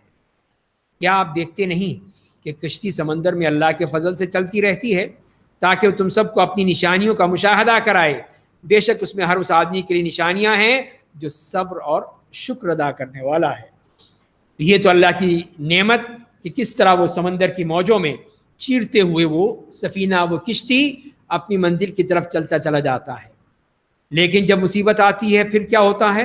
فرمایا جب کوئی موج انہیں سمندر میں سائبانوں کی طرح ڈھانپ لیتی ہے تو اللہ کو اس کے لیے بندگی کو خالص کر کے پکارتے ہیں، پھر جب انہیں بچا کر خشکی تک پہنچا دیتا ہے تو ان میں سے بعض ہی حق پر قائم رہتے ہیں، اور ہماری آیتوں کا ہر وہ آدمی انکار کرتا ہے جو بدعہد ناشکرا ہے۔ یہ مثال اللہ تعالیٰ بار بار دیتے ہیں ان لوگوں کی، اس لیے کہ یہی حقیقت تھی ان کی کہ وہ مصیبت میں آتے تھے تو اللہ کو پکارتے تھے، ڈوبنے لگے ہیں، طوفان آ گیا کہ اللہ بچا لے بچا لے، ہم نہیں کریں گے، اب نہیں کریں گے، اب نہیں کریں گے، اللہ نے بچا لیا، پھر وہیں کے وہیں آ گئے۔ یہ اس وقت کے مشرکین تھے کہ مصیبت میں پھر بھی اللہ کو پکار لیتے تھے۔ آج کے جو مشرک ہیں مصیبت میں بھی اللہ کو نہیں پکارتے، ان کو بھی اس وقت بھی پھر وہ بری امام یاد آئے گا، داتا دربار یاد آئے گا، یا وہ گولڑے شریف چلے جائیں گے۔ تو یہ ہے، اس وقت بھی ان کو یاد نہیں آتا کہ اللہ کو یاد کرے۔ یہ کتنی بڑی وہ جہالت ہے۔ یا ایھا الناس اتقوا ربکم، اے لوگو اپنے رب سے ڈرو، اس دن سے ڈر کر رہو جب کوئی باپ اپنے بیٹے کے کام نہیں آئے گا، نہ کوئی بیٹا اپنے باپ کے کچھ کام آئے گا۔ بے شک اللہ کا وعدہ برحق ہے، بس تمہیں دنیا کی زندگی کہیں دھوکے میں نہ ڈال دے، اور کہیں شیطان تمہیں اللہ کے بارے میں دھوکے میں نہ ڈال دے۔ یہ واضح کر کے بتا دیا کہ قیامت کے دن وہاں پہ کوئی کسی کے کام نہیں ہے۔ کوئی باپ نہیں کہے گا نہیں میرے بیٹے کو عذاب مت دو، مجھے دے لو، یا بیٹا کہے نہیں باپ کو چھوڑ دو، میں کافی ہوں۔ نہیں، ہر ایک کو اپنی اپنی پڑی، کوئی کسی کے کام نہیں آئے گا۔ یہ دنیا ہی ہے جو کہ انسان کو دھوکے میں ڈال دیتی ہے۔ اور اس کے بعد وہ 5 چیزوں کا ذکر فرما دیا جس کا علم صرف اللہ کو ہے۔ ان اللہ عنده علم الساعہ، بے شک اللہ کو ہی قیامت کا علم ہے، وہی بارش برساتا ہے، وہی جانتا ہے اسے جو ماں کے رحم میں ہوتا ہے، اور کوئی آدمی نہیں جانتا کہ وہ کل کیا کرے گا، اور نہ کوئی یہ جانتا ہے کہ زمین کے کس خطے میں اس کی موت آئے گی۔ بے شک اللہ بڑا جاننے والا، بڑا باخبر ہے۔ تو یہ 5 چیزیں وہ ہیں جن کا غیبی امور سے تعلق ہے، انہیں اللہ کے سوا کوئی نہیں جانتا ہے، وہی سب کچھ جانتا ہے، اور نہ ہی کوئی اس کو علم کو حاصل کر سکتا ہے، وہ جب چاہے جیسے چاہے کر سکتا ہے۔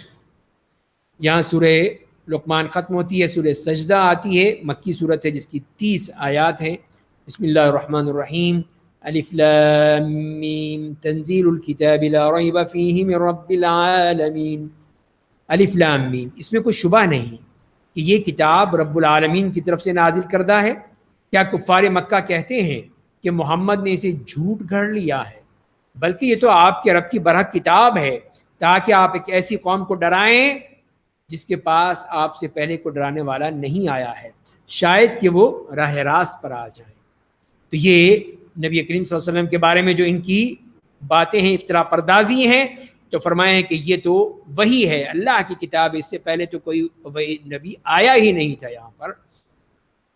وہ اللہ ہے جس نے آسمان اور زمین کو اور دونوں کے درمیان کی ہر چیز کو 6 دنوں میں پیدا کیا، پھر عرش پر مستوی ہو گیا، اس کے سوا تمہارا نہ کوئی مددگار ہے نہ کوئی سفارشی۔ کیا تم ان باتوں سے نصیحت حاصل کرو گے؟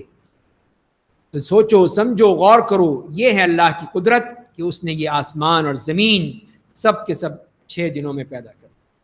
وہی آسمان سے زمین تک ہر معاملے کی دیکھ بھال کرتا ہے، پھر ہر بات اس کے حضور اس دن پیش ہوگی جس کی مقدار تمہارے شمار کے مطابق 1000 سال ہوگی۔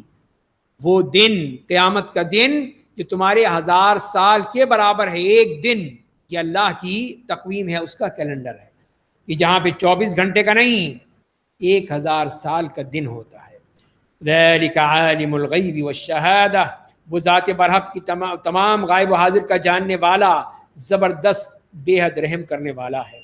الذی احسن کل شیء خلقہ، جس نے ہر چیز کو نہایت عمدہ انداز میں پیدا کیا ہے۔ انسان کی تخلیق کی ابتدا مٹی سے کی، پھر اس کی نسل کو ایک حقیر پانی کے خلاصے اور نچوڑ سے چلایا، پھر اس کی مکمل شکل و صورت بنائی اور اس میں اپنی روح پھونک دی۔ اس نے تمہارے لیے کان، آنکھیں اور دل بنائے۔ واقعہ یہ ہے کہ تم اس کا بہت کم شکر ادا کرتے، شکر ادا کرتے ہی نہیں ہو۔ اتنی نعمتیں، اتنے احسانات، پھر بھی نہیں مانتے ہو۔ اور یہ لوگ کہتے ہیں کہ جب ہم زمین میں ہی غائب ہو جائیں گے تو اثر نو پیدا کیے جائیں گے، بلکہ یہ کفار اپنے رب کی ملاقات کے منکر ہیں، مانتے ہی نہیں ہیں، بعث بعد الموت کا صاف انکار ہے۔ تو اے میرے نبی آپ کہہ دیجئے، موت کا وہ فرشتہ جو تم پر متعین کیا گیا ہے تمہاری روح قبض کر لے گا، پھر قیامت کے دن تم سب اسی کی طرف لوٹائے جاؤ گے، وہاں پہ حساب کتاب ہوگا، اور وہاں پہ پھر تمہارا کیا مقام ہوگا، کیا منظر ہوگا۔ فرمایا کہ وَلَوْ تَرَىٰ إِذِ الْمُجْرِمُونَ نَاكِسُو رُءُوسِهِمْ عِندَ رَبِّهِمْ، اور کاش آپ وہ منظر دیکھ لیتے جب مجرم اپنے رب کے سامنے سر جھکائے کھڑے ہوں گے اور کہیں گے کہ اے ہمارے رب، ہم نے سب کچھ دیکھ لیا، سن لیا، اب ہمیں واپس دنیا میں بھیج دے تاکہ نیک عمل کریں۔ ہمیں آخرت پر پورا یقین آ گیا، اب ایمان لا رہے ہیں، اب آخرت پر ایمان لا رہے ہیں، اللہ پر ایمان لا رہے ہیں کہ ہاں اب ہم مان گئے، اللہ دوبارہ بھیج دے، ایمان لے آئیں گے، پھر آئیں گے۔ تو یہ کوئی تماشا ہے؟ تو اللہ کا یہ دین تھا، اللہ کی دنیا تھی، اللہ نے سب کچھ دے دیا تمہیں، بتا دیا، سمجھا دیا، نہیں مانے۔ اب یہ نہیں ہوگا کہ اب واپس جاؤ، واپسی کا ٹکٹ نہیں ملے گا، سب راستے بند ہو گئے۔ تو اسی لیے فرمایا اگر ہم چاہتے تو ہر شخص کو راہ راست پر ڈال دیتے، لیکن میری یہ بات برحق ہے کہ میں جہنم کو جنوں اور انسانوں تمام سے بھر دوں گا۔ یہ جو سب اللہ کے منکر، آخرت کے منکر اور قیامت کے منکر، سب کے سب یہ جہنم میں۔ یہ ایمان قبول نہیں ہے جو کہہ رہے ہیں کہ ہم ایمان لے آئے، انا موقنون، ہمیں یقین آ گیا۔ تو یہ نہ یہ یقین قابل قبول ہے نہ ایمان۔ اصل یہ ہے کہ ایمان بالغیب، اس وقت ایمان لاتے جب کہ دنیا میں ایمان تھا، اس وقت ایمان لائے نہیں، اب کون سا ایمان لائیں گے؟ فذوقوا بما نسیتم لقاء یومکم ھذا، تب ان سے کہا جائے گا کہ چکھو عذاب کا مزہ، اس لیے کہ تم اس دن کی ملاقات کو بھول گئے تھے، آج بھی ہم تمہیں بھول گئے ہیں، اپنے کیے کے سبب ہمیشہ باقی رہنے والے عذاب کا مزہ چکھتے رہو۔ یہ ان کو پھر اللہ کی طرف سے یہ حکم ملے گا کہ اب تمہارا ٹھکانہ کچھ اور ہے، اب تم دنیا میں بھول گئے تھے، اب ہم نے تمہیں بلا دیا، جاؤ جہنم میں۔ انما یؤمن بآیاتنا الذین اذا ذکروا بها خروا سجدا وسبحوا بحمد ربهم وهم لا یستکبرون، بے شک ہماری آیتوں پر وہ لوگ ایمان لاتے ہیں انہیں جب آیتوں کے ذریعے نصیحت کی جاتی ہے تو وہ سجدے میں گر جاتے ہیں، اپنے رب کی تسبیح و تحمید کرتے ہیں اور تکبر نہیں کرتے۔ یہاں سجدہ تلاوت۔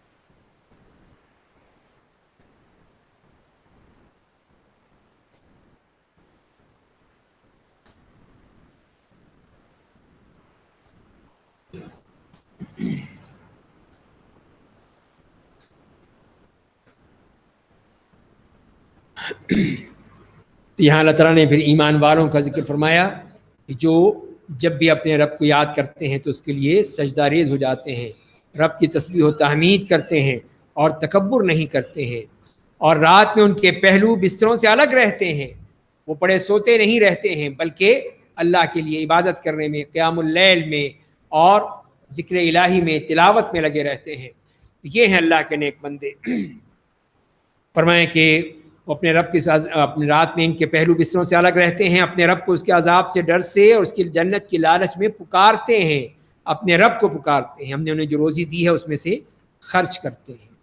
فَلَا تَعْلَمُ نَفْسٌ مَّا أُخْفِيَ لَهُم مِّن قُرَّةِ أَعْيُنٍ، بس کوئی شخص نہیں جانتا کہ اس کے نیک اعمال کے بدلے آنکھوں کی ٹھنڈک پہنچانے والی کون سی نعمتیں ہیں چھپا کر رکھی گئی ہیں۔ کیا جو شخص مومن ہوگا اس جیسا ہوگا جو فاسق ہوگا؟ دونوں قسم کے لوگ برابر نہیں ہو سکتے. اسی لیے اللہ کے نزدیک فاسق و فاجر اور ایک مومن برابر نہیں ہو سکتے. دونوں کا الگ الگ معاملہ ہے، الگ الگ انجام ہے. جو لوگ ایمان لائیں گے، عمل صالح کریں گے، ان کے لیے رہائش کے لیے جنتیں ہوں گی جو ان کے نیک اعمال کے سبب انہیں بطور ضیافت ملے گی، اور جو لوگ فسق و نافرمانی کی راہ اختیار کریں گے ان کا ٹھکانہ جہنم ہوگا. جب بھی اسے نکلنا چاہیں گے اس میں لوٹا دیے جائیں گے اور ان سے کہا جائے گا کہ چکھو اس آگ کا عذاب جسے تم جھٹلاتے تھے. اور فرمائیں کہ ہم انہیں بڑے عذاب سے پہلے چھوٹے عذاب کا مزہ چکھائیں گے. تو وہ کیا ہے؟ شاید کہ اپنے رب کی طرف رجوع کریں. تو یہ چھوٹا عذاب ایک تو یہ ہے کہ مختلف دنیاوی تکلیفات ہیں، پریشانیاں ہیں، مصیبتیں ہیں، مصائب ہیں، مشکلات ہیں.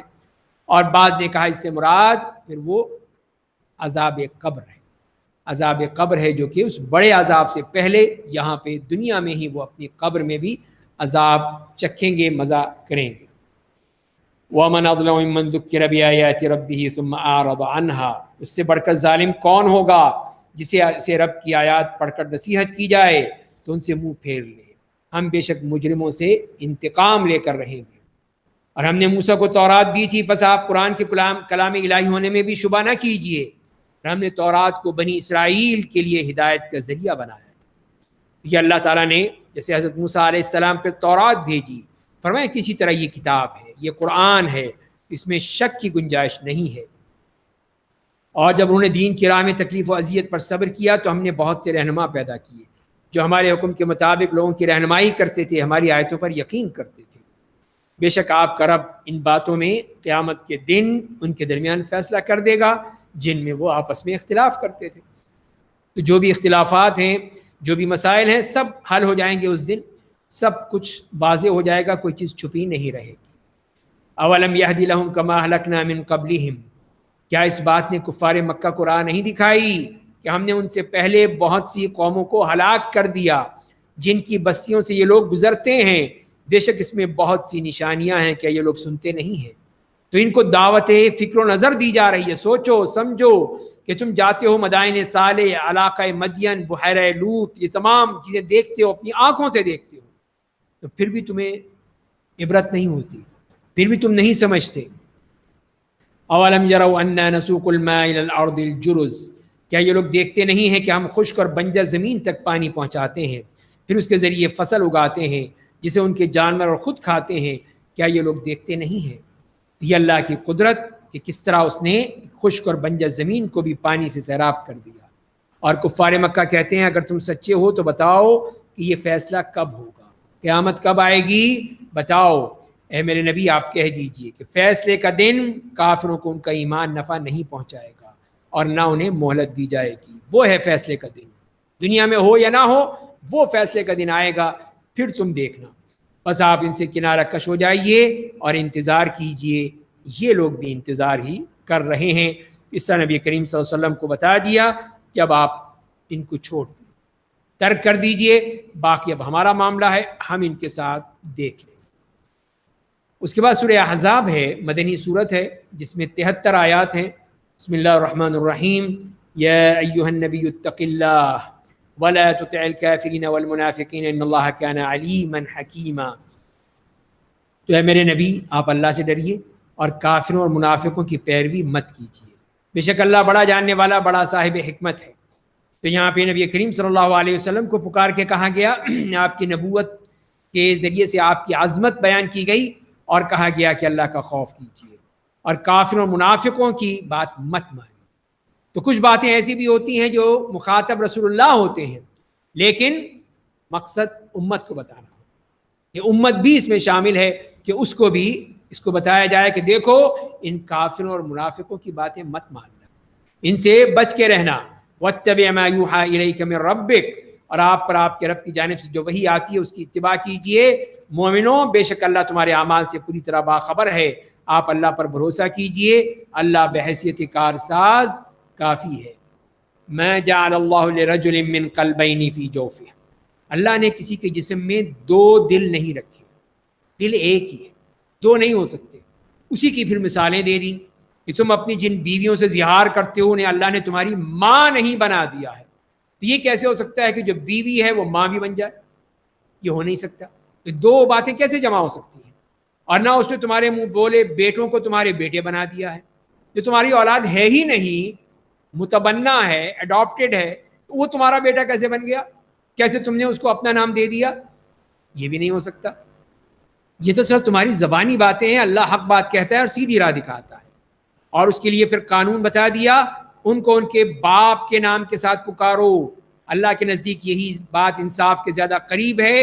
اور اگر تمہیں ان کے باپ کا پتہ نہ ہو تو وہ تمہارے دینی بھائی ہیں، تمہارے دوست ہیں، اور تم سے اس بارے میں اب تک جو غلطیاں ہوئی ہیں ان کا تم پر کوئی گناہ نہیں. البتہ جن باتوں کو تمہارے دلوں نے قصد اور ارادہ کر لیا تھا ان پر تمہاری گرفت ہوگی. اللہ بڑا معاف کرنے والا، بڑا رحم کرنے والا ہے. تو یہاں پر یہ بات بتا دی کہ دو باتیں ایک دل میں جمع نہیں ہو سکتی، دو دل نہیں ہو سکتے. اور اسی میں زہار کی مثال دی. اور دوسری بات وہ کہ زید ابن حارثہ رضی اللہ تعالیٰ عنہ کو وہ کہا کرتے تھے کہ زید ابن محمد، تو فرمایا کہ نہیں، ان کو اپنے باپ کی طرف منسوب کرو. زید ابن حارثہ کہو، زید ابن محمد نہیں مت کہو. النبی اولا بالمؤمنین من انفسہم، نبی مومنوں کے ان کے اپنے آپ سے زیادہ حقدار ہیں. اور نبی کی بیویاں ان کی مائیں ہیں، ماؤں کا درجہ رکھتی ہیں. اللہ کی کتاب میں مومن اور مہاجر رشتہ دار آپس میں ایک دوسرے کے زیادہ حقدار ہیں، الا یہ کہ تم اپنے دوستوں کے ساتھ کوئی بھلائی کرنا چاہو. یہ بات لوح محفوظ میں نوشتہ ہے، لکھی ہوئی ہے. تو یہاں پر یہ بتا دیا گیا ہے کہ نبی کریم صلی اللہ علیہ وسلم فرمائے، اس ذات کی قسم جس کے ہاتھ میں میری جان ہے، تم میں سے کوئی شخص تب تک مسلمان نہیں ہوگا جب تک کہ وہ اپنی جان، مال، اولاد تمام لوگوں سے زیادہ مجھ سے محبت کرے. تو لہذا سب سے زیادہ اولا اور سب سے زیادہ محبوب ذات وہ نبی کریم صلی اللہ علیہ وسلم کی ذات. وَإِذْ أَخَذْنَا مِنَ النَّبِيِّينَ مِيثَاقَهُمْ، جب ہم نے نبیوں سے ان کا عہد و پیمان لیا اور آپ سے لیا، نوح، ابراہیم، موسیٰ اور عیسیٰ ابن مریم سے لیا، اور ہم نے ان سب سے بڑا پختہ عہد لیا. تو یہ اولو العزم انبیاء کرام ہیں جن کا ذکر فرمایا گیا ہے، جن سے عہد و پیمان لیا گیا کہ وہ اللہ کے پیغام کو لوگوں تک ضرور پہنچائیں گے اور ایک دوسرے سے تعاون کریں گے، ایک دوسرے کی مدد کریں گے، تاکہ اللہ قیامت کے دن سچوں سے ان کی سچائی کے بارے میں سوال کرے. اور اس نے کافروں کے لیے دردناک عذاب تیار کر رکھا ہے. اور اب یہاں سے پھر غزوہ احزاب کا تذکرہ فرمایا. اے ایمان والو، تم اپنے اوپر اللہ کا احسان یاد کرو.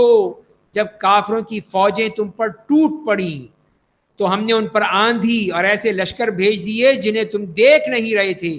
اللہ تمہارے کاموں کو خوب دیکھ رہا ہے. تو یہاں پر بتا دیا کہ یہ اللہ تعالیٰ نے اس کی منظر کشی کی ہے کہ اس وقت کیا حالت ہو گئی تھی. یہ غزوہ احد کے بعد پھر مشرکین مکہ نے دھمکی دی تھی کہ آئندہ سال ہم پھر آئیں گے اور پھر تمہیں دکھائیں گے. تو یہ پھر انہوں نے یہی کیا اور انہوں نے کوشش کی کسی طرح یہودیوں کے ساتھ مل کے، تو بڑی پلاننگ کی یہودیوں کے ساتھ، منافقین کے ساتھ، کہ کسی طرح ہم مسلمانوں کو پوری طرح گھیر لیں. اور وہی چیز بیان کی گئی کہ کس طرح مسلمان اتنے سخت حالات میں پھنس گئے.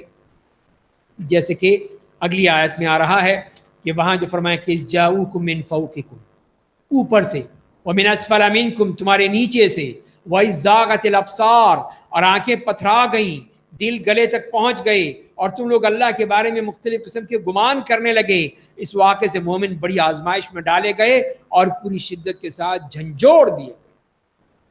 یہ حالات تھے کہ ایک طرف منافقین جو اپنی چھریاں تیز کر رہے تھے، اور صرف یہود، اور انہوں نے ان کے ساتھ رابطے کفار مکہ کے ساتھ کہ ٹھیک ہے تم باہر سے حملہ کرنا، ہم اندر سے حملہ کریں گے، مسلمان بیچ میں آ جائیں گے، پس جائیں گے. یہ ساری پلاننگ تھی اس میں. اور اس وقت پھر اللہ تعالیٰ نے نعیم ابن مسعود رضی اللہ تعالیٰ عنہ کو وہ انہیں بھیج دیا کہ وہ آئے کہ رسول اللہ صلی اللہ علیہ وسلم کے پاس کہ یا رسول اللہ میں مسلمان ہو گیا ہوں اور میرے اسلام کے بارے میں کسی کچھ پتہ نہیں، بس اب آپ جو کہیں میں تیار ہوں. وہ بھی سمجھدار آدمی تھے، ذہین آدمی تھے، ان کے ذہن میں بھی کچھ تھا، اسی لیے آئے وہ. تو آپ نے فرمایا کہ خذل عنا ما شئت، جس طرح ہو سکے تم ہم سے یہ مصیبت ختم کرو. کہا ٹھیک ہے، بس مجھے اجازت ہے. کہاں اجازت ہے، جاؤ. تو وہ گئے یہودیوں کے پاس کہ تم نے کافروں سے تو معاہدہ کر لیا ہے کہ تم نے ان کو ختم کرنا ہے مسلمانوں کو، تو یہ بتاؤ کہ اگر یہ کافر تو غالب آ جائیں گے یا کافر جو ہیں ان کی پٹائی ہو گئی، یا جو کچھ بھی ہوا، تم نے رہنا تو مسلمانوں کے ساتھ ہے مدینے میں، پھر کیا ہوگا؟ کہ ہاں یہ تو ہم بھول ہی گئے، تو بڑا مسئلہ ہے، اب کیا کریں؟ یعنی کہ تم ان سے کہو کہ ہفتے کے دن ہم جنگ نہیں کرتے، ہم نہیں لڑیں گے بس۔ تو یہ دوسری بات کیا ہے کہ تم ہمیں کوئی ضمانت دو۔ کیا ضمانت دیں؟ دو ہمیں ضمانت، یہ نہیں کہ تم ہمیں چھوڑ کے بعد میں چلے جاؤ گے، ہمارے مسلمانوں ہمارے مار دیں گے پھر ہمیں۔ یہ تو نہیں ہے کہ تم لڑو اور پھر چلے جاؤ اور ہم یہاں پہ رہ جائیں مسلمانوں کے رحم و کرم پر۔ تو کوئی ضمانت دو۔ کیا دیں ہم؟ جی اپنے عورتیں اور بچے دے دو۔ ٹھیک کیسے ہو سکتا ہے ہم عورتیں بچے دے دیں تمہیں؟ نہیں یہ نہیں ہو سکتا۔ اچھا اپنا اسلحہ دے دو کچھ؟ نہیں یہ بھی نہیں کر سکتے۔ تو یہ پھوٹ پڑ گئے۔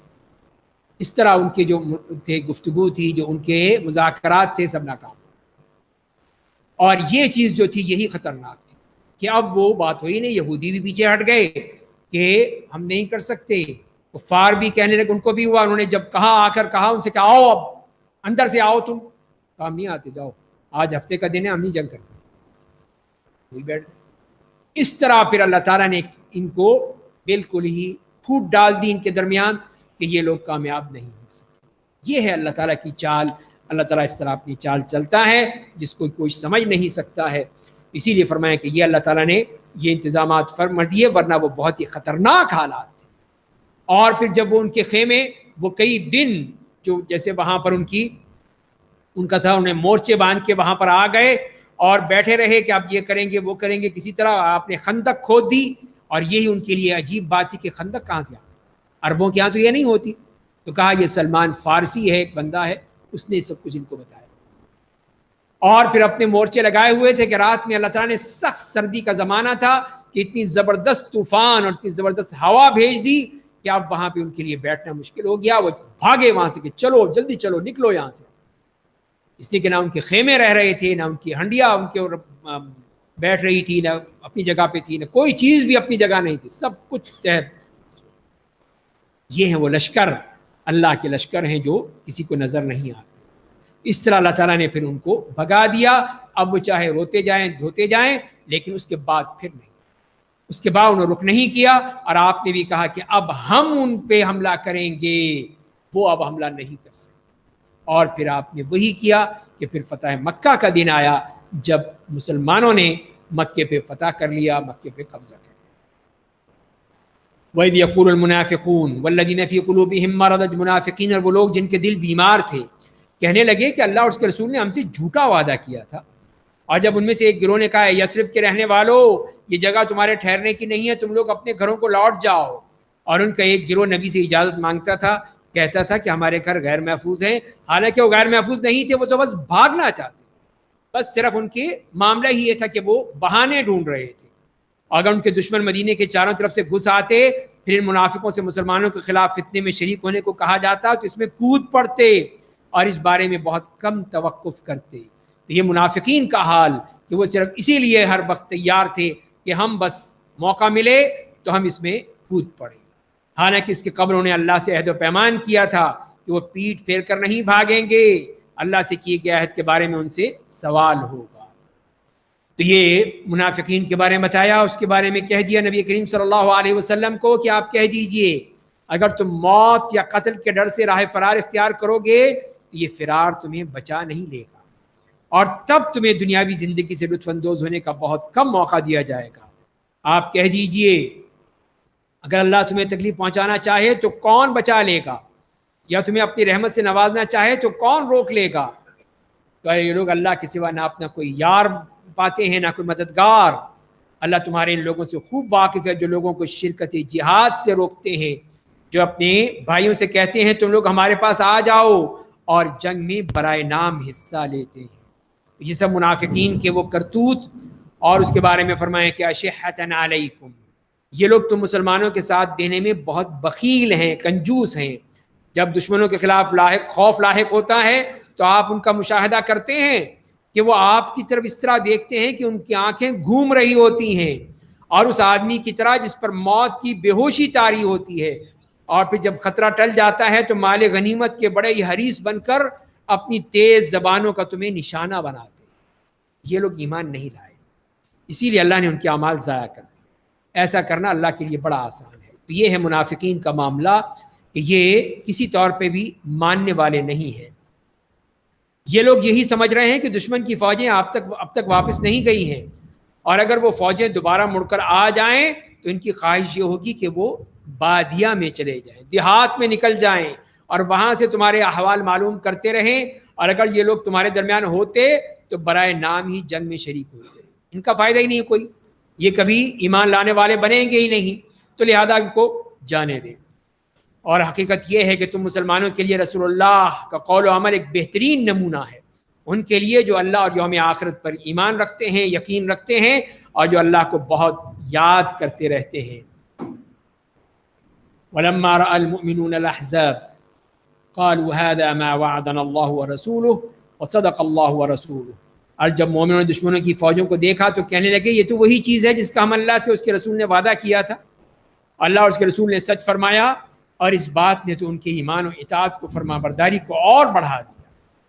مومنوں میں ایسے لوگ ہیں جنہیں اللہ سے کیے ہوئے عہد پیمان کو سچ کر دکھایا، بس ان میں سے بعض نے اپنی نظر پوری کر دی اور بعض وقت کا انتظار کر رہے ہیں، اور ان کے موقف میں ذرا بھی تبدیلی نہیں آئی. تو اللہ تعالیٰ نے بتا دیا کہ یہ منافقین اور مومنوں میں کتنا فرق ہے. مومنوں کو تو اور اس معاملے میں اطمینان حاصل ہوا، خوشی حاصل ہوئی کہ یہی تو اللہ کے رسول نے کہا تھا، یہی تو اللہ نے کہا تھا. اسی لیے پھر وہ اس پہ ایمان بڑھتا چلا گیا. اور انہی میں پھر وہ لوگ بھی ہیں نیک بندے جنہوں نے جو عہد کیا تھا اسے سچ کر دکھایا، اور کچھ وہ لوگ ہیں جو انتظار کر رہے ہیں، اور کچھ جو ہیں جو کہ اپنے رب کو جا چکے ہیں. اذان دے دیں پھر باقی ہم پڑھتے ہیں. باقی آیات ہم اذان کے بعد انشاءاللہ مکمل کر لیں گے، چند آیات رہ گئے.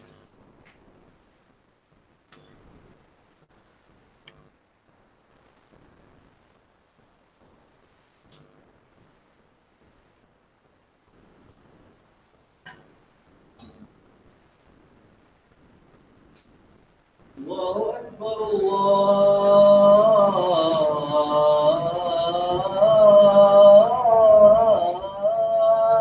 أكبر الله أكبر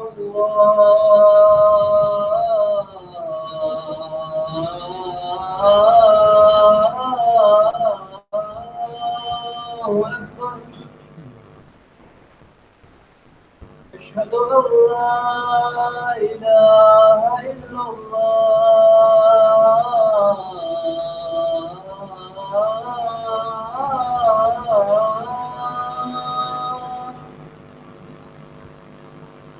أشهد أن لا إله إلا الله.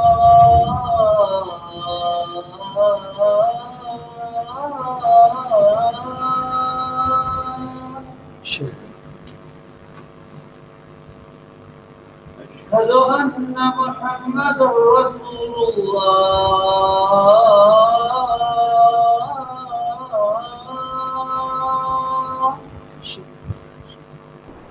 أشهد أن محمدا رسول الله.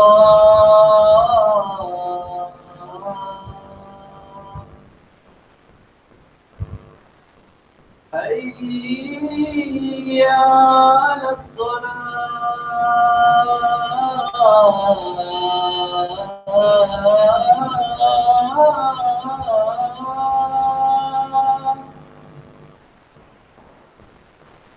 حي على الصلاة.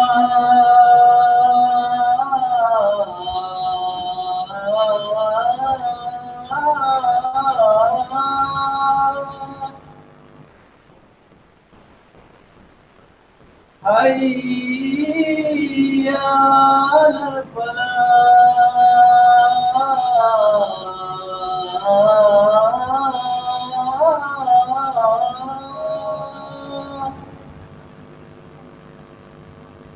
حي على الفلاح.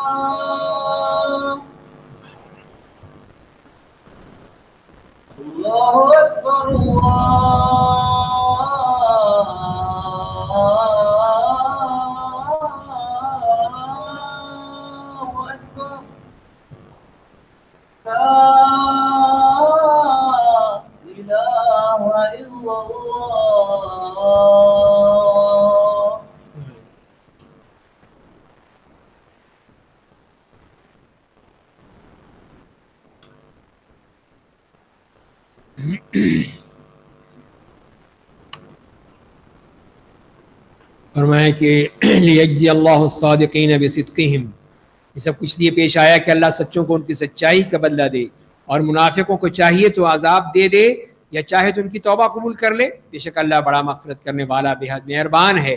تو ان منافقین کے لیے پھر بھی اللہ تعالیٰ نے وہ یہ دروازہ کھلا رکھا ہے کہ چاہیں تو وہ توبہ کر لیں اور پھر آ جائیں دین کی طرف، لیکن یہ لوگ ماننے والے نہیں تھے۔ اور کافروں کا معاملہ کیا ہوا؟ اللہ نے کافروں کو غیظ و غضب بھرے دلوں کے ساتھ واپس کر دیا، اپنی کوئی بھی مراد حاصل نہ کر سکے۔ اللہ مومنوں کی طرف سے قتال کے لیے کافی ہو گیا، اللہ بڑا قوت والا، بڑا زبردست ہے۔ قتال ہو ہی نہیں سکا، تھوڑی بہت آپس میں جھڑپیں ہوئیں اور اس کے بعد وہ سب وہاں سے چلے گئے، کوئی کچھ نہیں کر سکا۔ اور اہل کتاب میں سے جن لوگوں نے ان کی تائید کی تھی، اللہ نے انہیں ان کے قلعوں سے نیچے اتار لیا، ان کے دلوں میں روب ڈال دیا، تم لوگوں نے ان میں سے ایک جماعت کو قتل کرنے لگے اور دوسری جماعت کو قید کرنے لگے۔ اللہ نے تمہیں ان کی زمین، ان کے مکانات، ان کے مال کا مالک بنا دیا، اور اس زمین کا بھی جس پر تم نے ابھی قدم نہیں رکھا ہے، اللہ ہر چیز پر پوری قدرت رکھتا ہے۔ تو یہ بنی قریظہ کے بارے میں بتا دیا کہ ان لوگوں نے خیانت کی، نقض عہد کیا، کفار کے ساتھ مل گئے جیسے کہ ابھی میں نے عرض کیا، اور ان کے ساتھ ساز باز کی، سازشیں کی۔ تو اب ان کا نتیجہ یہی نکلا کہ ان کے بارے میں فیصلہ کر دیا گیا کہ ان کے بالغ مردوں کو قتل کر، عورتوں کو اور بچوں کو لونڈی اور غلام بنا لیا جائے، ان کے مال بطور غنیمت تقسیم کر لیے جائیں۔ تو یہ ان کی سزا دی گئی کہ انہوں نے جو مسلمانوں کے ساتھ غداری کی تھی اس کی وہ سزا ان کو دی گئی۔ یا ایھا النبی قل لازواجک، اے میرے نبی آپ اپنی بیویوں سے کہہ دیجئے اگر تمہیں دنیا کی زندگی اور اس کی خوش رنگینیاں چاہیے تو آؤ میں تمہیں کچھ دے دوں اور خوش اسلوبی کے ساتھ تمہیں رخصت کر دوں۔ تو یہ ہے کہ جب نبی کریم صلی اللہ علیہ وسلم کی بیویاں بھی انسان تھیں، تو جب انصار اور مہاجرین کی بیویوں کو دیکھتی تھی کہ دنیا میں ان کے پاس مال و دولت ہے، پیسے ہیں، آرام و آسائش ہے، تو ایک خواہش پیدا ہوتی تھی کہ ہمیں بھی پاس کچھ ہوتا۔ اسی لیے اللہ تعالیٰ نے فرمایا کہ یہ چاہیے تو ٹھیک ہے دے دیتے ہیں تمہیں، لیکن آخرت کا معاملہ نہیں ہوگا۔ اگر تمہیں اللہ اور اس کے رسول چاہیے اور آخرت کی بھلائی چاہیے تو بے شک اللہ نے تم میں سے نیک عمل کرنے والیوں کے لیے اجر عظیم تیار کر رکھا ہے۔ تو یہاں پر یہ صاحب بتا دیے اگر تم کیا چاہتی ہو، تو سب نے کہا کہ نہیں ہم اللہ اور اس کے رسول، کسی نے نہیں کہا نہیں جی ہمیں تو پیسہ چاہیے، دولت چاہیے، مکان چاہیے، یہ نہیں، سب اللہ کی نیک بندیاں تھیں، نبی کریم صلی اللہ علیہ وسلم کی ازواج مطہرات تھیں، ہماری مائیں تھیں، تو وہ کیسے غلط بات کہہ سکتی؟ یا نساء النبی من یاتی منکن بفاحشۃ مبینہ، اے میرے نبی کے بیویوں تم میں سے جو کوئی کھلی بے حیائی کا ارتکاب کرے گی اسے دوہرا عذاب ہو، اور ایسا کرنا اللہ کے لیے بہت آسان ہے۔ اسی لیے جس کا جتنا اونچا مقام ہوتا ہے اتنی بڑی ذمہ داری بھی، تو اتنے اونچے مقام پر تم ہو کہ تم نبی کی بیویاں ہو، اگر تم کوئی ایسی غلط حرکت کرو گی تو تمہیں معاف نہیں کیا بلکہ تمہیں دگنا عذاب دیا جائے گا، اس لیے کہ تم نمونہ ہو لوگوں کی۔ یہی چیز بتا دی گئی ہے کہ تم اس کی قسم کی کوئی بات نہ کرنا۔ کل انشاءاللہ ہم 22واں پارہ پڑھیں گے۔ اللہ تعالی ہمیں قرآن کو پڑھنے، سمجھنے اور عمل کرنے کی توفیق عطا فرمائے۔ وآخر دعوانا الحمدللہ۔